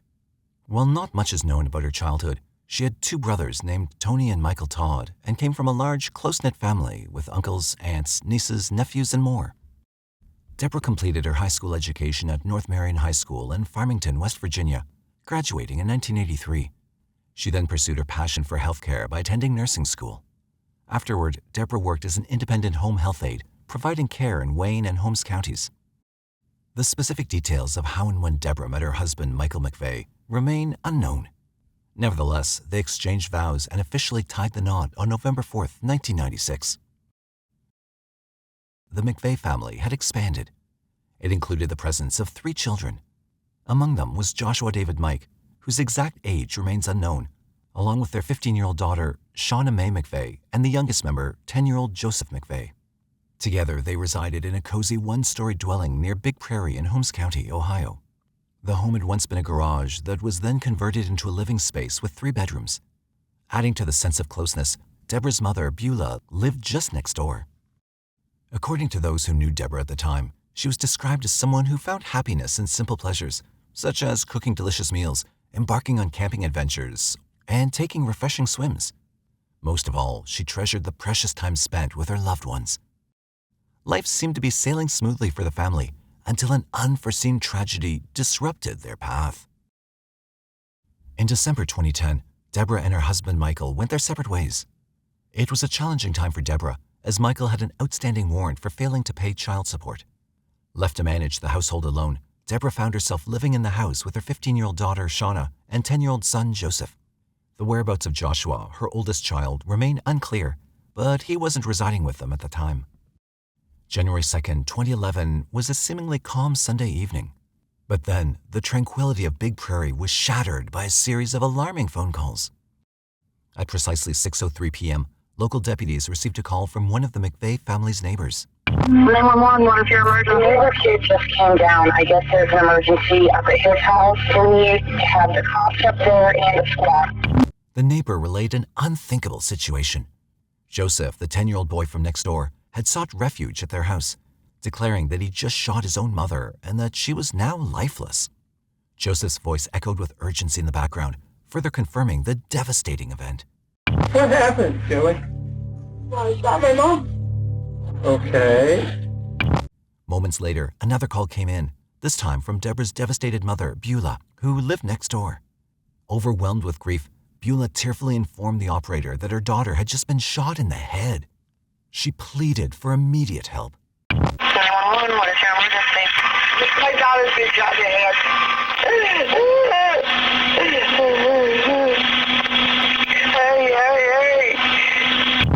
Deputies and emergency medical services personnel from Western Homes Fire District Lakeville and Nashville stations swiftly arrived at the McVay residence. Inside, they discovered Deborah lying motionless on the floor of the living area. She'd suffered a single gunshot wound to her head. Despite their best efforts, Deborah was pronounced dead at the scene. To shed light on the circumstances surrounding her untimely passing, her body was transported to the Stark County Coroner's Office for a thorough autopsy. Among the officers present at the scene were Deputy Stryker and Captain Ranker. They sought to understand the sequence of events that had unfolded. With measured steps, they approached Joseph, who sat with a hand supporting his chin, his gaze meeting theirs as they began their inquiry. The weight of the moment hung in the air as Joseph, with a mixture of remorse and resignation, confessed to the unspeakable act. He had shot his own mother. As part of their professional duty, the officers were compelled to delve deeper and understand the circumstances leading to this unimaginable outcome. As they probed Joseph's troubled mind, his voice held a hint of frustration as he revealed that his mother had provoked his anger day after day. In response to the pressing question of where he'd obtained the firearm, a .22 caliber rifle, Joseph admitted that he'd taken it from his own room. When police officers later checked Joseph's room, they found 6 weapons. On his bed was the .22 caliber rifle believed to be the weapon that had taken his mother's life.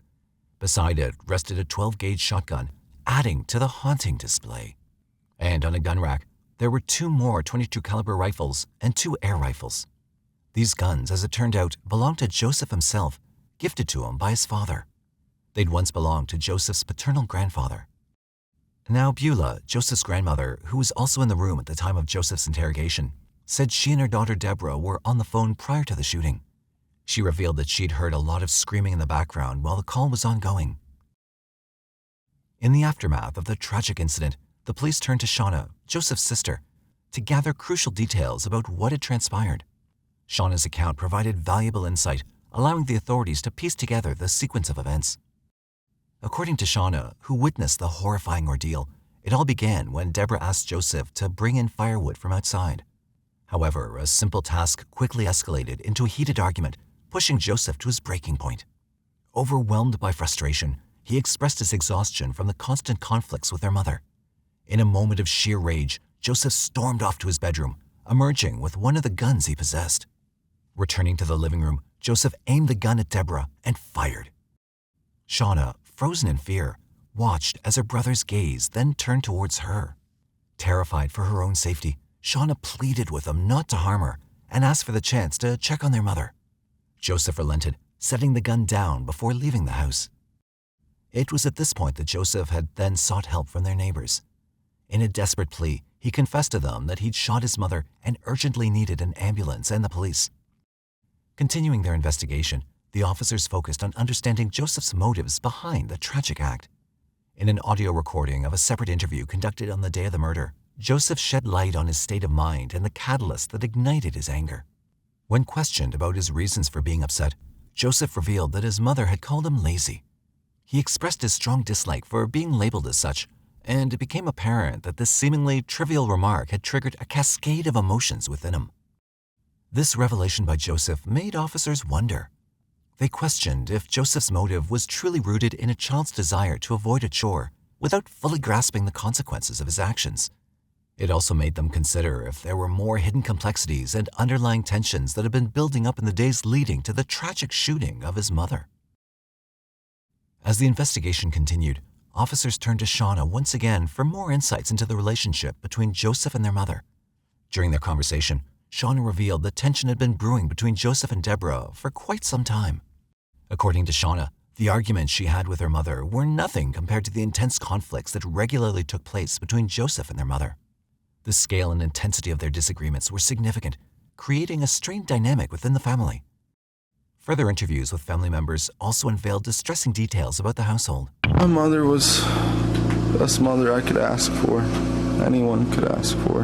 I know my brother didn't mean to kill his mama. Joseph's grandmother and others claimed that his mother, Deborah, subjected him to emotional and verbal abuse. Joseph's father, Michael, shared that there was unrest and toxicity within their home. He revealed that Deborah struggled with bipolar disorder, leading to mood swings that affected the entire family, including their children. Michael described instances where Deborah would frequently yell and scream at the kids, creating a hostile environment. Michael also revealed that in the weeks leading up to the shooting, before their separation, Deborah had allegedly grabbed him by the hair, attempting to force him out of the house. Investigators were also able to uncover that one of the most significant disagreements between Joseph's parents before their separation revolved around the guns that Michael had given to Joseph. Deborah strongly disapproved of a 10-year-old having access to firearms, while Michael supported it. Joseph's older brother Joshua would later mention during an interview with the media that their family had a country lifestyle, where owning guns was customary. All these accounts shed light on the troubled dynamics within the family, highlighting the toxic environment and differing viewpoints on various issues. A closer look at Joseph's background also allowed investigators to unearth a trail of concerning incidents that hinted at his escalating anger and aggression. Their investigation revealed a previous encounter in December 2006 when Joseph had been disruptive on the school bus. This had prompted the bus driver to intervene by grabbing him by the jacket and firmly seating him. Following the incident, Deborah, Joseph's mother, had called the sheriff's office to report the driver's action. Although no charges were filed against the driver, it was a notable incident that hinted at Joseph's behavioral issues. Another troubling incident occurred in September 2007 when Joseph was just 6 years old. He lashed out at his elementary school principal, striking him in the face and chest with a dustpan. At the time this occurred, the principal had been escorting Joseph to the gymnasium for a timeout after he'd caused disruptions in class. The incident was reported to the sheriff's office as an unruly complaint, painting a concerning picture of Joseph's propensity for aggressive behavior. These prior episodes of anger and aggression, although not involving serious violence, were crucial findings for the investigators. They provided valuable insight into Joseph's troubled history and served as warning signs of the deeper issues at play. In addition to all these, investigators also found a connection between Joseph's increasing anger and the separation of his parents, Deborah and Michael. The strain caused by their separation seemed to have amplified Joseph's outbursts and behavioral issues. His anger had become more frequent and his behavior become more troublesome. On January 3, 2011, the Holmes County Juvenile Court was filled with anticipation as Joseph, dressed in an orange jail jumpsuit and bound by shackles, stood before Juvenile Court Judge Thomas Lee. The air was heavy with emotions as family members and members of the media gathered from all corners of the region. Charged with the murder of his mother, Joseph pleaded not guilty to the charges, his defense attorney Andy Hyde speaking on his behalf. In court, Hyde emphasized that this was not a case of physical abuse, but rather a relentless emotional torment that had worn Joseph down. He revealed that Joseph had been subjected to daily belittlement, being told that his mother wanted him gone, never to be seen again, and that he was worthless. As the proceedings unfolded, Judge Lee decided to keep Joseph in the custody of the Richland County Juvenile Detention Facility in Mansfield. The ruling was made in consideration of Joseph's safety, the well-being of his family, and the overall community. Though Joseph remained silent during the court session, his attorney expressed his belief that the detention was a reasonable measure given the circumstances. As August 2011 rolled around, the legal proceedings surrounding Joseph took an unexpected turn. It was determined that he was not competent to stand trial as he did not meet the necessary legal criteria. This decision came after Joseph underwent evaluations conducted by 2 psychologists who concluded that he was mentally unfit to face trial for the tragic murder of his mother. According to their assessments, Joseph struggled with anxiety and depression, and his learning disability posed additional challenges. Talking about his mother's death proved to be particularly difficult for him, hindering effective communication with his defense attorneys. Both psychologists concurred that counseling would be beneficial for Joseph, hoping it could provide him with the support he needed. Joseph's journey through the legal system continued. He spent over a year confined to the Richland County Juvenile Detention Facility at Mansfield before getting transferred to a residential treatment facility. In August 2013, Judge Lee, presiding over the case, ordered that Joseph remain at the residential treatment facility.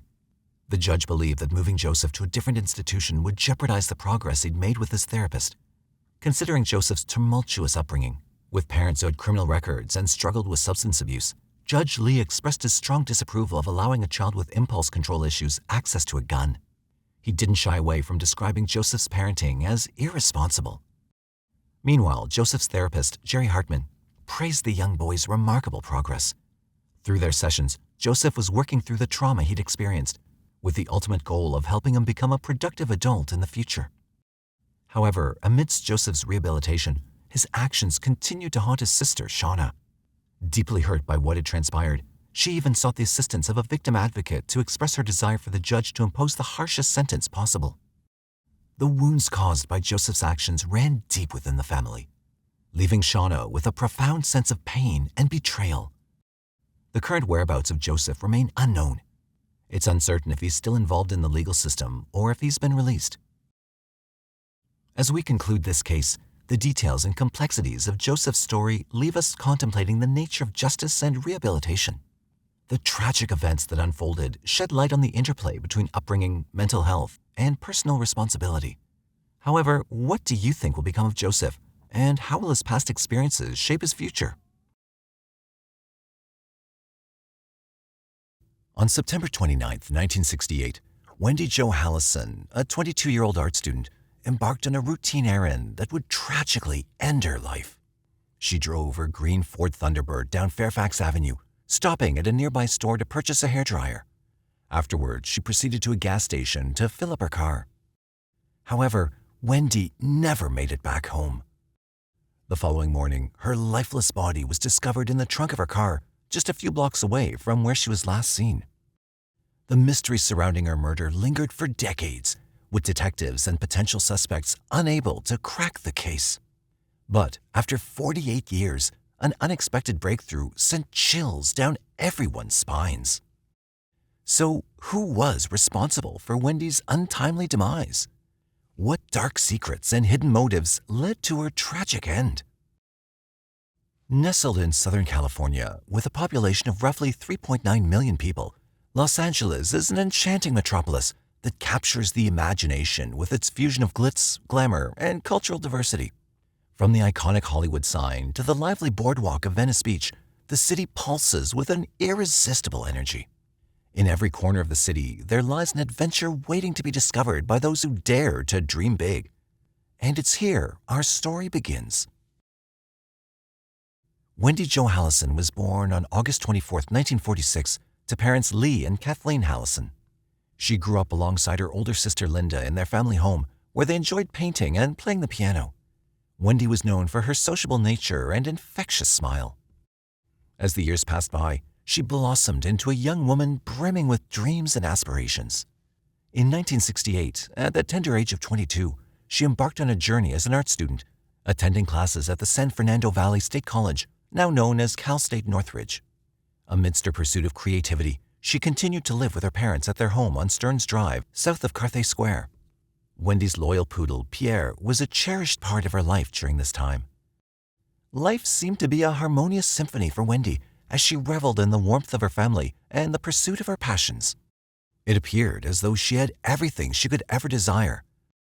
But then something unexpected happened, and things took a dark turn. Wendy's phone call to her sister Linda on the afternoon of September 29, 1968, set a chain of events into motion. During the call, she shared the news of a newspaper ad she'd stumbled upon, a hairdryer on sale at a store, Thrifty. Eager to include Linda in her adventure to purchase the item, Wendy asked if she'd like to accompany her. Linda, who was then a devoted wife and mother of 2 young boys, listened intently to her sister's enthusiastic voice on the other end of the line. Despite the tempting offer, she hesitated, torn between the desire to seize this opportunity and the longing to spend a day with her family. Ultimately, her maternal instincts prevailed, and she declined Wendy's invitation. Undeterred by Linda's absence, Wendy got into her green Ford Thunderbird and drove down the bustling Fairfax Avenue.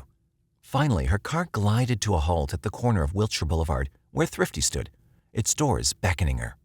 Inside, Wendy perused the aisles before purchasing the hairdryer. Satisfied, she left the store. The day continued to unfold, leading Wendy to a nearby gas station where she pulled up to refill her vehicle. That was the last time anyone saw Wendy alive. She never returned home to her family. As the sun began to set over the Halison family home, an unsettling silence settled in. Wendy's absence lingered, causing a ripple of worry to course through her family's hearts. It was an unusual occurrence for Wendy not to check in. Linda was plagued with regrets as she wished she'd accompanied Wendy to the store. As the night wore on, Wendy's mother, Kathleen, resolved to take action. She dialed the police, her voice trembling with fear as she reported her daughter missing. But to her dismay, the authorities informed her that a missing persons case couldn't be initiated so swiftly. Refusing to succumb to helplessness, the Halison family banded together, determined to find Wendy. Gil Court, who was Linda's husband and also happened to be a private investigator, helped organize a search party. The morning of September 30th, 1968 arrived, carrying with it a renewed sense of purpose. Gil, unwavering in his commitment, went to great lengths. He enlisted the aid of a helicopter to search the neighborhood from above. Wendy's boyfriend, his heart heavy with worry, also joined the search party. The search for Wendy soon commenced. Every possible route was examined, the searchers' eyes scanning for any sign of her bright green Ford Thunderbird. Within an hour of searching, Wendy's boyfriend spotted her Thunderbird parked on Fairfax Avenue from the helicopter. Without wasting a moment, Gil descended upon the parked car. As he peered through the window, a chilling realization swept over him. Wendy was nowhere to be found. However, he saw the car keys lying abandoned on the floor of the back seat. Driven by a gut feeling, Gil snatched up the keys from their resting place. With trembling hands, he unlocked the trunk, his breath catching in his throat. There, in that confined space, lay Wendy's lifeless body. It was a sight that would be forever seared into his memory. It was the worst day of my life, Gil recalled. The discovery sent shockwaves through the search party, their hopes dashed against the jagged rocks of reality. The unimaginable had become their truth. As detectives arrived at the grim scene, their seasoned eyes meticulously examined every detail. One thing stood out. Wendy's jewelry and watch remained adorned on her lifeless form, effectively ruling out robbery as the motive behind her untimely demise. Oddly enough, the only item missing was the very hairdryer she'd set out to purchase. Further examination unveiled a chilling narrative. Wendy had endured a violation before her life was cruelly extinguished. The detectives also discovered a rope nearby, its presence suggesting a sinister role in her demise. Their gaze then shifted to her fingers, and they noticed that she had broken nails. Due to this, they believed she'd put up a fight against the assailant who took her life. News of Wendy's demise shattered her family's world. Devastation consumed them as they struggled to comprehend the tragedy. A question hung heavy in their hearts. Who could have done such an evil deed? The detectives, driven by the desire for justice, vowed to unmask the heartless perpetrator behind Wendy's tragic end. They strived to bring solace to her grieving family and ensure that no stone remained unturned in their pursuit of truth. As the investigation unfolded, a web of suspicion began to entangle those who were close to Wendy. Detectives honed in on 4 men who held intricate ties to her life. Among them were her devoted boyfriend, an ex-boyfriend with whom she maintained a cordial friendship, an unidentified friend, and lastly, her brother-in-law, Gil. The detectives' attention was fixated on Wendy's boyfriend especially. They couldn't help but wonder how he'd easily spotted her parked car from the helicopter, as if he knew exactly where to look before they'd even narrowed down the search area. It perplexed them. Even the pilot was amazed at his ability to see the car from up in the sky. As doubts grew, Wendy's boyfriend faced further scrutiny when he failed a lie detector test, deepening suspicions surrounding him. In contrast, Gil, Wendy's brother-in-law, remained cooperative throughout the investigation. When asked to undergo a polygraph test alongside the others, Gil willingly agreed, and the focus shifted towards other potential suspects. Now, while Wendy's boyfriend failed the polygraph test, there was no evidence to show that he was involved in her death. Days soon turned into weeks, weeks into months, and months into years. It was as if time itself conspired to guard the secrets within its relentless passage. Helplessly, the case grew colder, its flames of justice flickering in the wind. 3 decades later, in 1998, a new chapter unfolded in Wendy's case. It was reopened, and Harry Klan Jr., a criminalist with the LAPD, was called upon by Detective Frank Boland to re-examine the evidence. At the time, DNA analysis was still in its early stages, with the LAPD having only 4 years of experience in this groundbreaking forensic technique. A glimmer of hope emerged when traces of bodily fluids were discovered on Wendy's pants and underwear. Eager to pursue any lead, the detectives decided to analyze the DNA in the hopes of unearthing a fresh trail. To their astonishment, the analysis unveiled a significant breakthrough, a DNA sample that belonged to the suspected killer. Excitement filled the air as the investigators dove headfirst into their mission, drawing blood samples from each of the 4 men initially questioned in connection with Wendy's tragic death. The objective was clear: to compare their DNA against that of the suspected killer. Yet, as the results were unveiled, disappointment washed over them. The tests conclusively eliminated all 4 men as suspects, leaving the detectives back at square one. The DNA sample of the suspected killer was also too minuscule to compare against state and national databases. Frustration permeated the air as detectives grappled with the limitations imposed by the scarce evidence. Meanwhile, Wendy's family's world lay in ruins. They bore the weight of immeasurable pain, haunted by the uncertainty of whether her killer would ever face justice.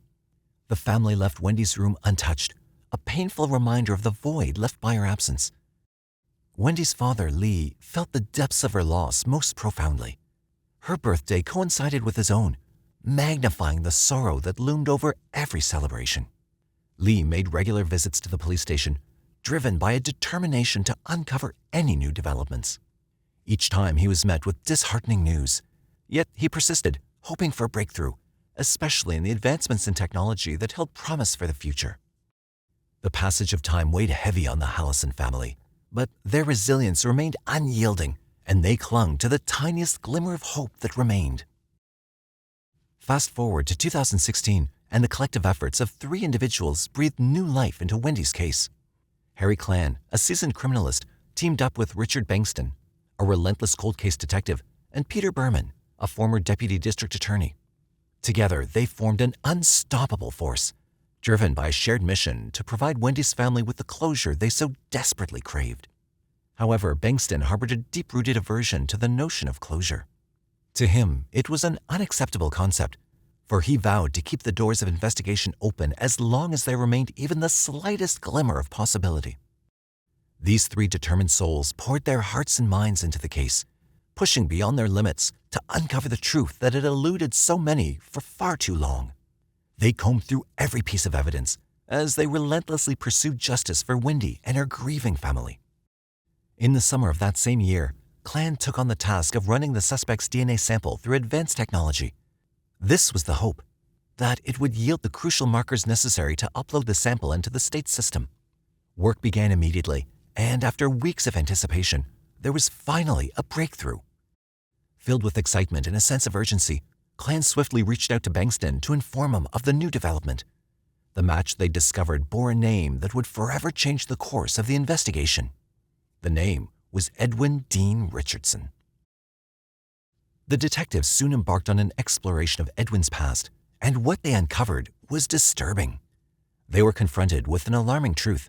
Edwin had an extensive criminal record that stretched back to his childhood. He was a perpetual drifter, moving from place to place and surviving on odd jobs while leaving a trail of mischief in his wake. Their investigation delved deeper, revealing a significant event in 1960 that cast a dark shadow over Edwin's history. He'd been convicted of attempted robbery and kidnapping in San Diego, resulting in a lengthy sentence of 8 years behind bars. However, fate intervened in April 1968 when Edwin was granted parole, offering him a taste of freedom after years of confinement. Little did anyone suspect that this newfound liberty would intertwine with the tragic events surrounding Wendy's death a mere 5 months later. Edwin's criminal spree did not end after his release from prison. Tom McCourt, a dedicated sheriff with 2 decades of experience in Belmont County, vividly remembered the relentless pursuit of Edwin, who fled the town after cruelly killing a 21-year-old woman named Joanna Bowner in the late 1970s. The crime had shaken Belmont County, a community defined by its steel and coal industries. Undeterred by Edwin's escape, McCourt tirelessly searched for him for over 3 years. Finally, a discarded phone bill found in the trash provided the breakthrough McCourt needed. With this, he was able to trace Edwin's whereabouts to a trailer park in Mesa, Arizona. It was there, in the sweltering heat of the desert, that Edwin was apprehended for the death of Joanna. During their journey back to Ohio, Edwin's true nature was revealed. With a disturbing lack of remorse, he bragged about another innocent life he'd extinguished. He described how he'd wrapped the victim's body in a blanket and disposed of it over a cliff. In 1981, Edward was incarcerated in an Ohio prison, this time for the murder of Joanna. But his crimes didn't stop there. He was also convicted of kidnapping 2 girls in West Virginia, solidifying his reputation as a heartless predator. Fast forward to 2006. A breakthrough in DNA technology brought Edwin's crimes to light once again. Authorities were able to successfully match his DNA to a cold case murder in Orange County. Despite being already incarcerated, Edwin was transported to California to face trial for the vicious assault and death of a 23-year-old woman named Marla Jean Hires in 1972.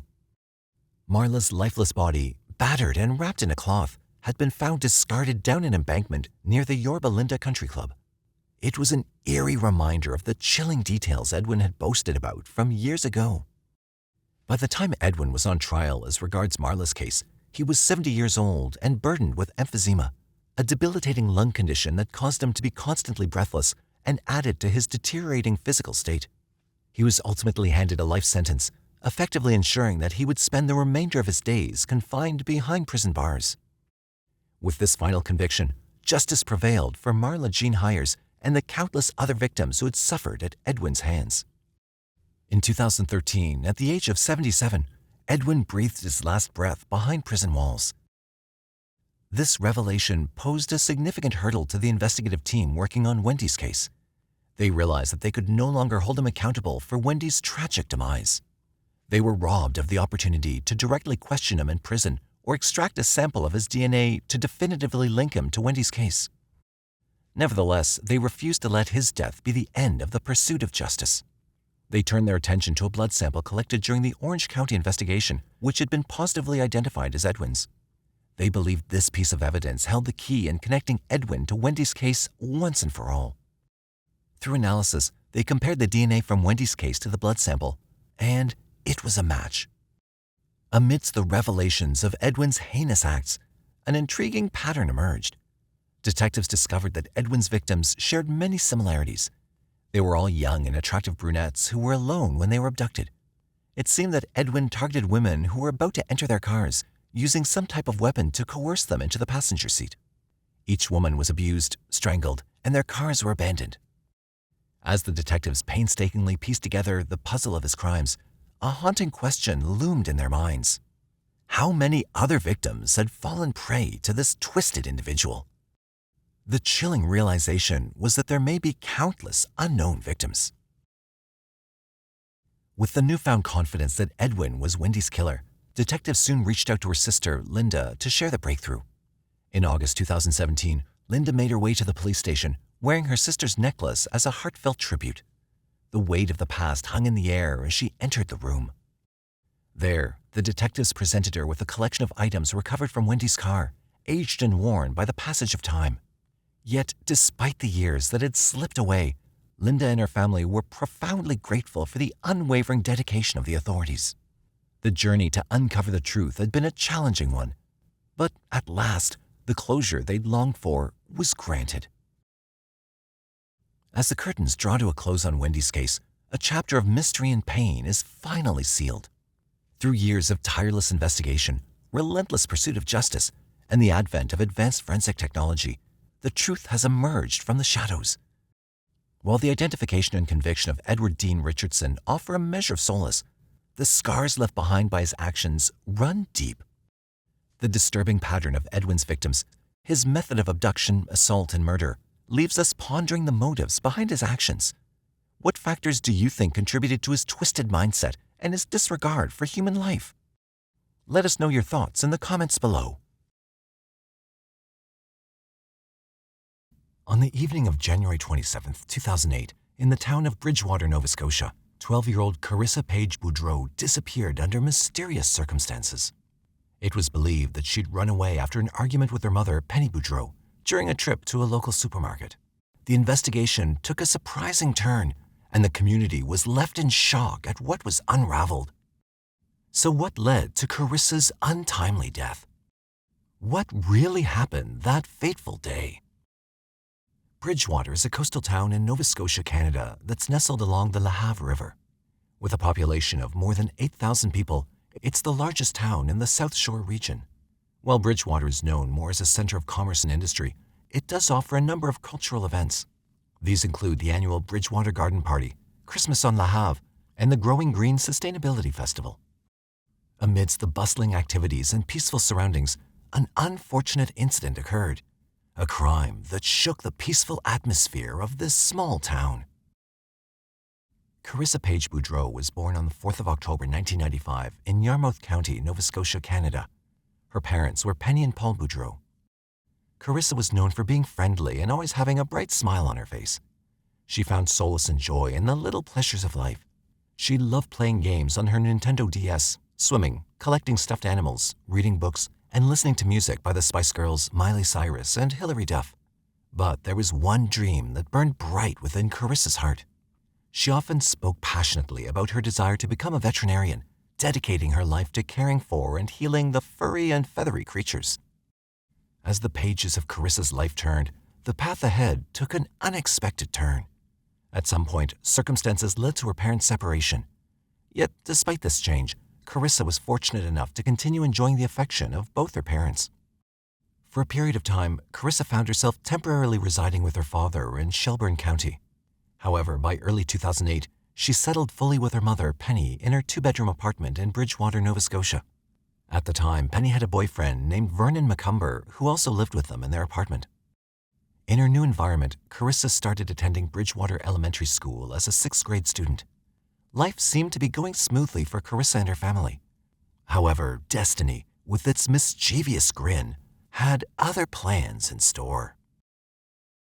On a chilly January evening, the 27th of January 2008 to be exact, a mother's heart sank as she dialed the Bridgewater Police Department.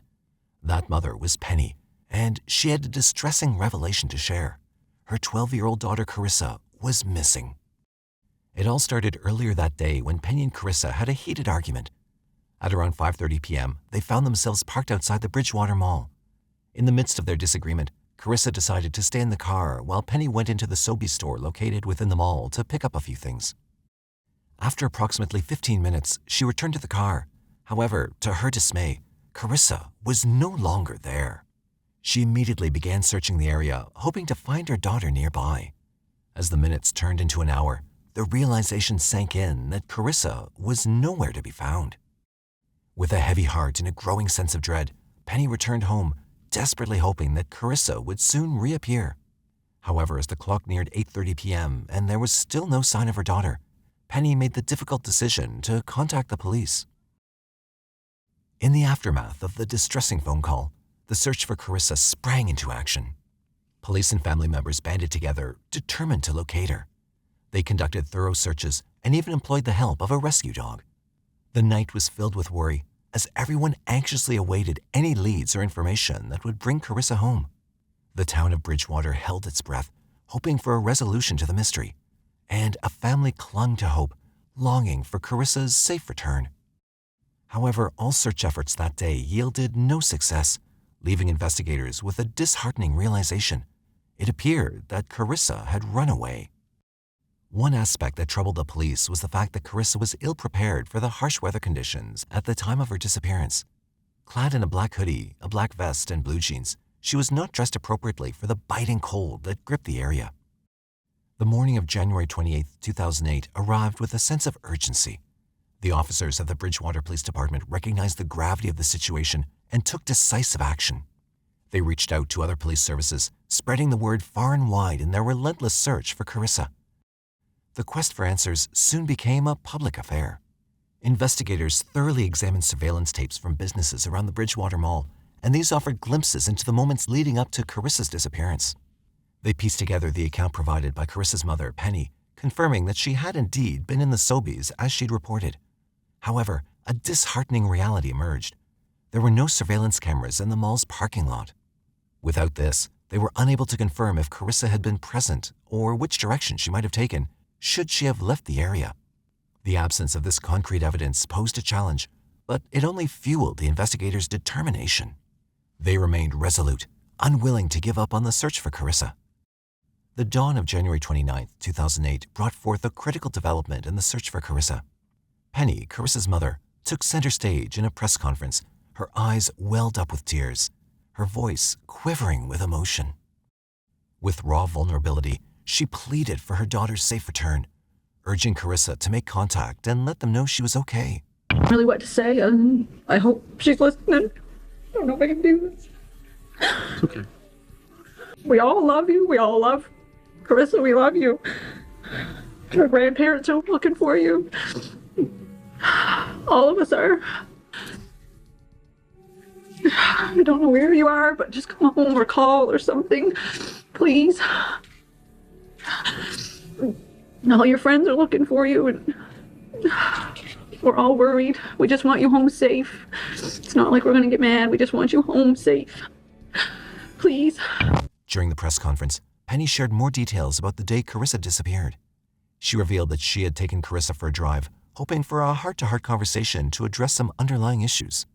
Penny disclosed that Karissa had been unhappy with their current living situation and struggled to make friends since their move to Bridgewater.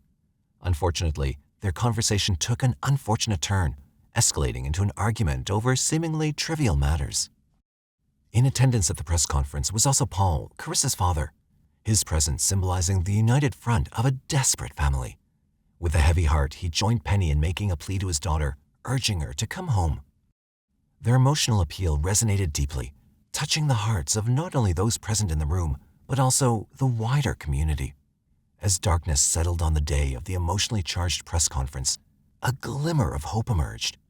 A tip had reached the ears of the officers, a piece of information that held the potential to bring them closer to Karissa. Though the details of the tips aren't known, its significance was undeniable.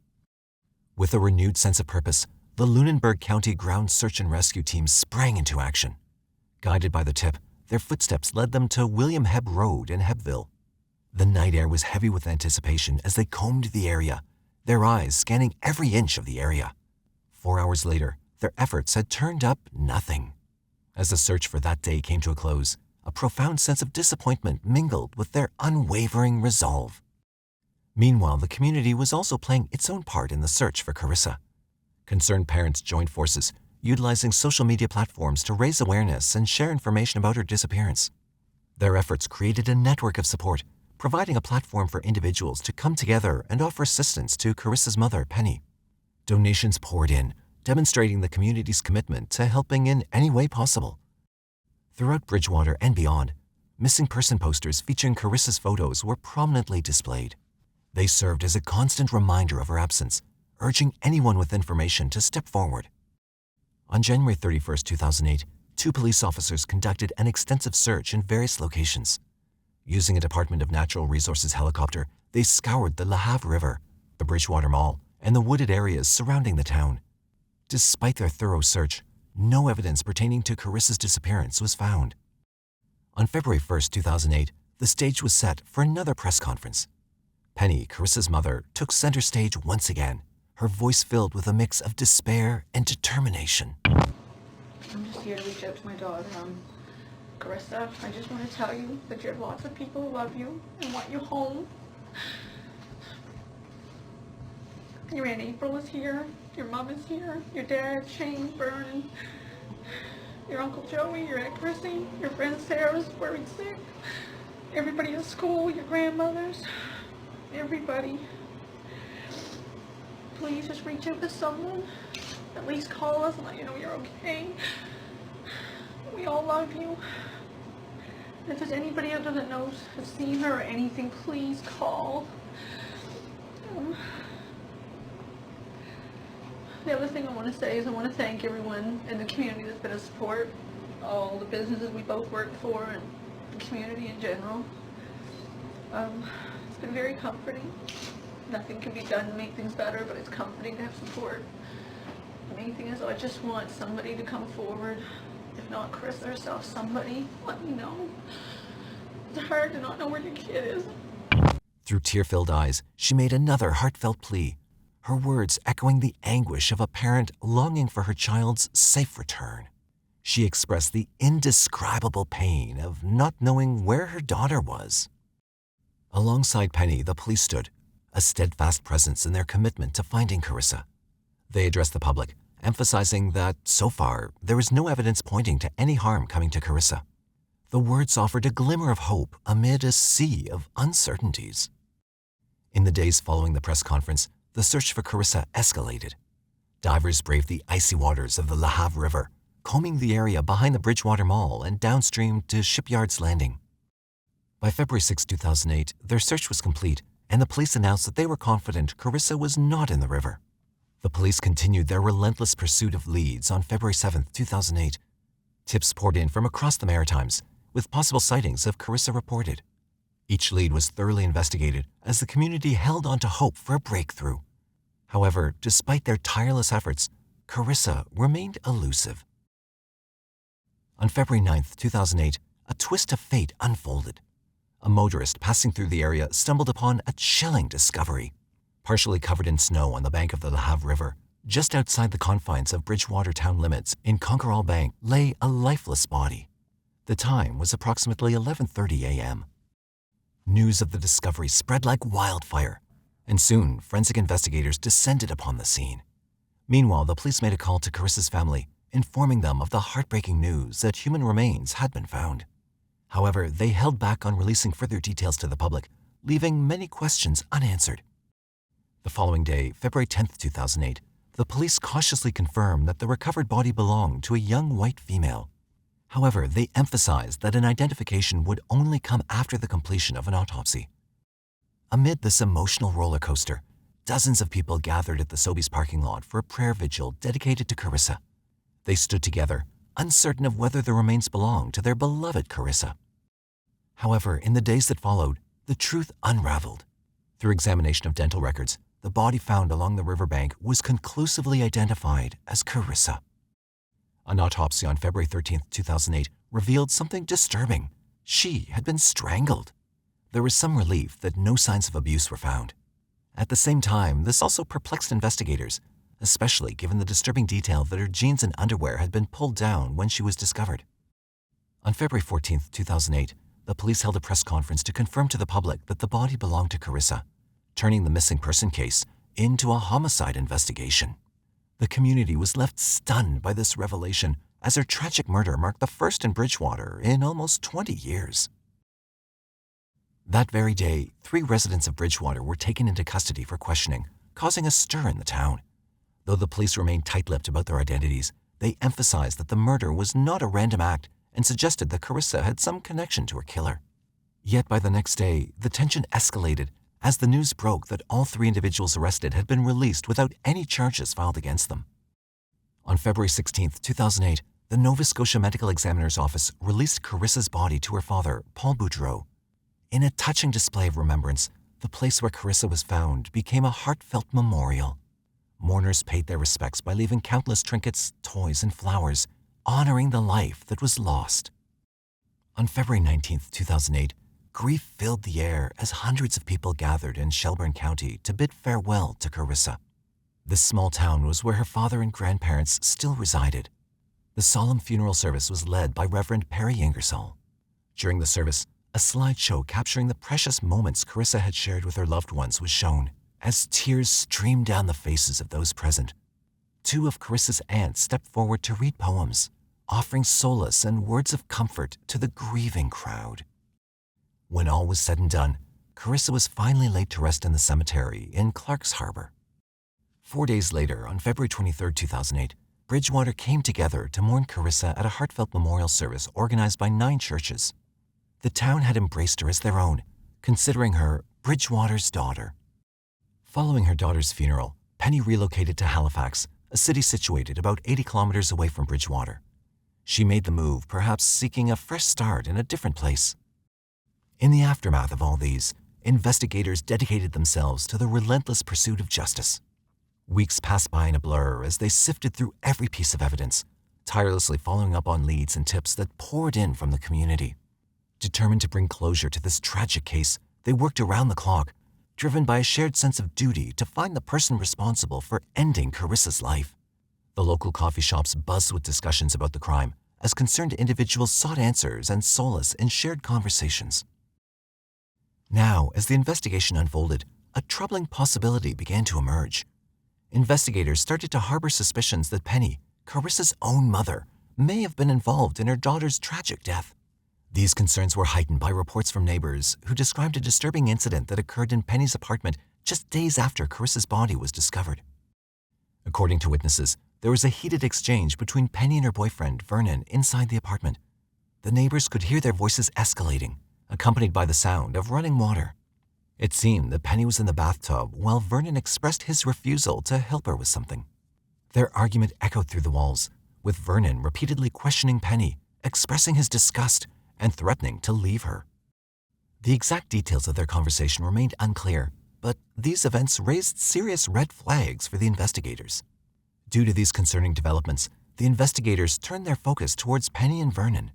The once tragic case now took a chilling turn, as the investigation began exploring the complexities of family dynamics and the secrets that lay hidden behind closed doors. In a strategic move, undercover agents infiltrated Vernon's life, masquerading as members of a notorious crime syndicate. Gaining his trust, they engaged in conversations about Karissa's murder. Vernon denied any involvement in the crime. However, he confided in them about his suspicions regarding Penny's potential role.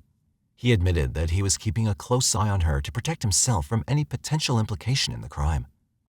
This revelation added a new layer of complexity to the investigation. As investigators turned their focus to Penny, a chilling revelation awaited them. Undercover officers, just like in Vernon's case, assumed the role of crime syndicate members and approached Penny. They promised her assistance if she would admit to the unimaginable, the murder of her own daughter and the details surrounding it. Shockingly, in June of 2008, Penny fell into their trap. Unaware of the hidden cameras capturing every word, she confessed to a crime that would send shivers down anyone's spine. In her chilling admission, Penny recounted the events of that fateful evening. She revealed that she and Karissa had driven to a local grocery store where she first made a call to Vernon, fabricating a story about Karissa's disappearance. Deceiving her innocent daughter, Penny then drove her to a desolate road and coldly ordered her to step out of the car. It was there, in the darkness and isolation, that Penny's true nature emerged. With a heart filled with darkness, Penny forcefully pushed Karissa to the ground. She took a piece of twine and she wrapped this tightly around Karissa's neck. She then mercilessly choked the life out of her own flesh and blood. In a haunting moment, Karissa pleaded, "Mommy, don't." But Penny remained deaf to her desperate cries. After taking Karissa's life, Penny placed her body in the trunk of the car and drove around, contemplating her next steps. She discarded the twine at a coffee house before disposing of Karissa's body near the icy La Have River. Penny also removed some of Karissa's clothing to create the appearance of abuse. She later discarded these items along with one of Karissa's sandals in a garbage can at a local swimming pool. When questioned about her motive for killing her own daughter, Penny revealed a shocking truth. She confessed that her boyfriend, Vernon, had issued her an ultimatum, forcing her to choose between him and her daughter.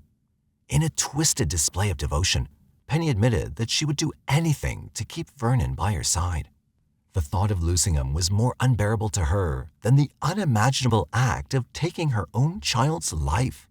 The depths of Penny's motivation for the crime were truly disturbing, highlighting the lengths she was willing to go for the sake of her relationship. On June 14, 2008, Penny was taken into custody and formally charged with the first-degree murder of her own daughter. The news of the arrest spread like wildfire, leaving residents stunned and struggling to comprehend the horrifying reality. Among those deeply affected was Karissa's father, Paul, who was devastated to learn that Penny had known the truth about their daughter's fate all along. The weight of the betrayal and the loss weighed heavily on him as he tried to come to terms with the unfathomable actions of the woman he once loved. Meanwhile, in the wake of Penny's arrest, Vernon was interviewed by authorities. He vehemently denied ever giving Penny an ultimatum, refuting her claim and maintaining his innocence. Instead, he explained that he'd expressed concerns about the incessant arguing between Penny and Karissa, suggesting that something needed to be done to address the escalating tension. Vernon professed that he had no inkling of the dark path Penny would ultimately take. On June 16, 2008, Penny made her first court appearance. Clutching a tissue in her trembling hands, she wept uncontrollably, unable to utter a word as the murder charge was read aloud. The room was heavy with the collective grief and disbelief surrounding the tragic loss of young Karissa. As Penny was escorted out of the courthouse, a crowd had gathered outside, their emotions running high. Taunts of child killer and murderer filled the air. On December 4, 2008, Penny found herself in Bridgewater courtroom. An air of tension filled the room as she sat, rocking back and forth. Lawyers engaged in discussions about the upcoming court proceedings, determining dates for future appearances. Ultimately, the court set her next appearance for January 30, 2009, leaving Penny with a daunting wait until she would face the full weight of the legal process once more. On January 30, 2009, the courtroom was filled with tense anticipation as Penny entered her plea of guilty to the reduced charge of second-degree murder. The decision to accept the plea deal was made to avoid a lengthy trial. Dressed in a black t-shirt and jeans, Penny wept uncontrollably throughout the entire hearing. During the proceedings, Karissa's father, Paul, shared a victim impact statement, his words resonating with profound grief. He wrote of how his happiness had been shattered, his hopes and dreams obliterated by a single selfish act. You know, for a parent to just make that decision, I still can't comprehend it. She had many options. There was many people around her that would have gladly, you know, had I known this was going to happen, I would never ever let her go back. But I mean, what parent's going to try to, you know, say, no, you can't go back and see your mother? As the moment for sentencing arrived, Justice Margaret Stewart, the presiding judge, cast a glance at Penny and uttered words that pierced through the courtroom's heavy atmosphere. "You can never call yourself a mother," she stated firmly. Finally, the sentence was delivered. Penny was condemned to spend the rest of her life behind bars, with no possibility of parole for 20 years from the date of her arrest. As the weight of her punishment settled upon her, Penny rose briefly to address the court, her voice barely audible. "I'm sorry," she whispered. As Paul stepped outside the courtroom, his emotions still raw from the proceedings, he couldn't help but express his profound frustration and disbelief. He spoke with a mix of anger and sadness, accusing Penny of shedding nothing but crocodile tears over the loss of their daughter. Paul also couldn't help but question Penny's choices. He wondered why she didn't consider the option of allowing their daughter to live with him or another caring family member. In the aftermath, Vernon expressed his deep sorrow over Karissa's death in an interview. He shared how much she meant to him and the immense guilt he felt for not being able to protect her. Vernon also mentioned the difficulties he faced in finding employment due to his association with the case, which led him down a path of drinking. Have a terrible thing like this happen, you know, it just was hard on me. People thought I'd done something, and I had to live with that, you know. Even with the work, I had to leave Bridgewater, and because people had their opinions about me.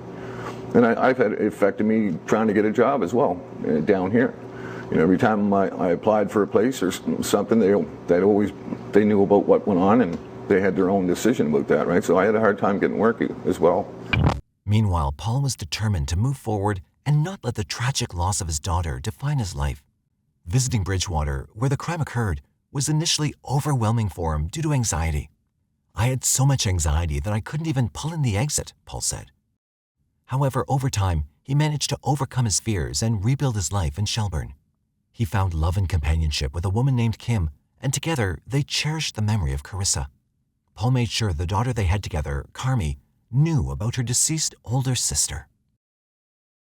The case of Karissa's murder serves as a reminder of the depths of human darkness and the complexities of human relationships. It prompts us to reflect on the importance of nurturing and protecting the vulnerable, and the consequences of choices driven by misplaced priorities or desperation. As we close this chapter, one question lingers. If the police had not employed strategic measures to uncover the truth, do you believe Penny would have ever eventually confessed to the act of taking her own daughter's life? Let us know your thoughts in the comment section. Don't forget to like, comment, share, and subscribe to the channel. Stay safe, and thanks for watching.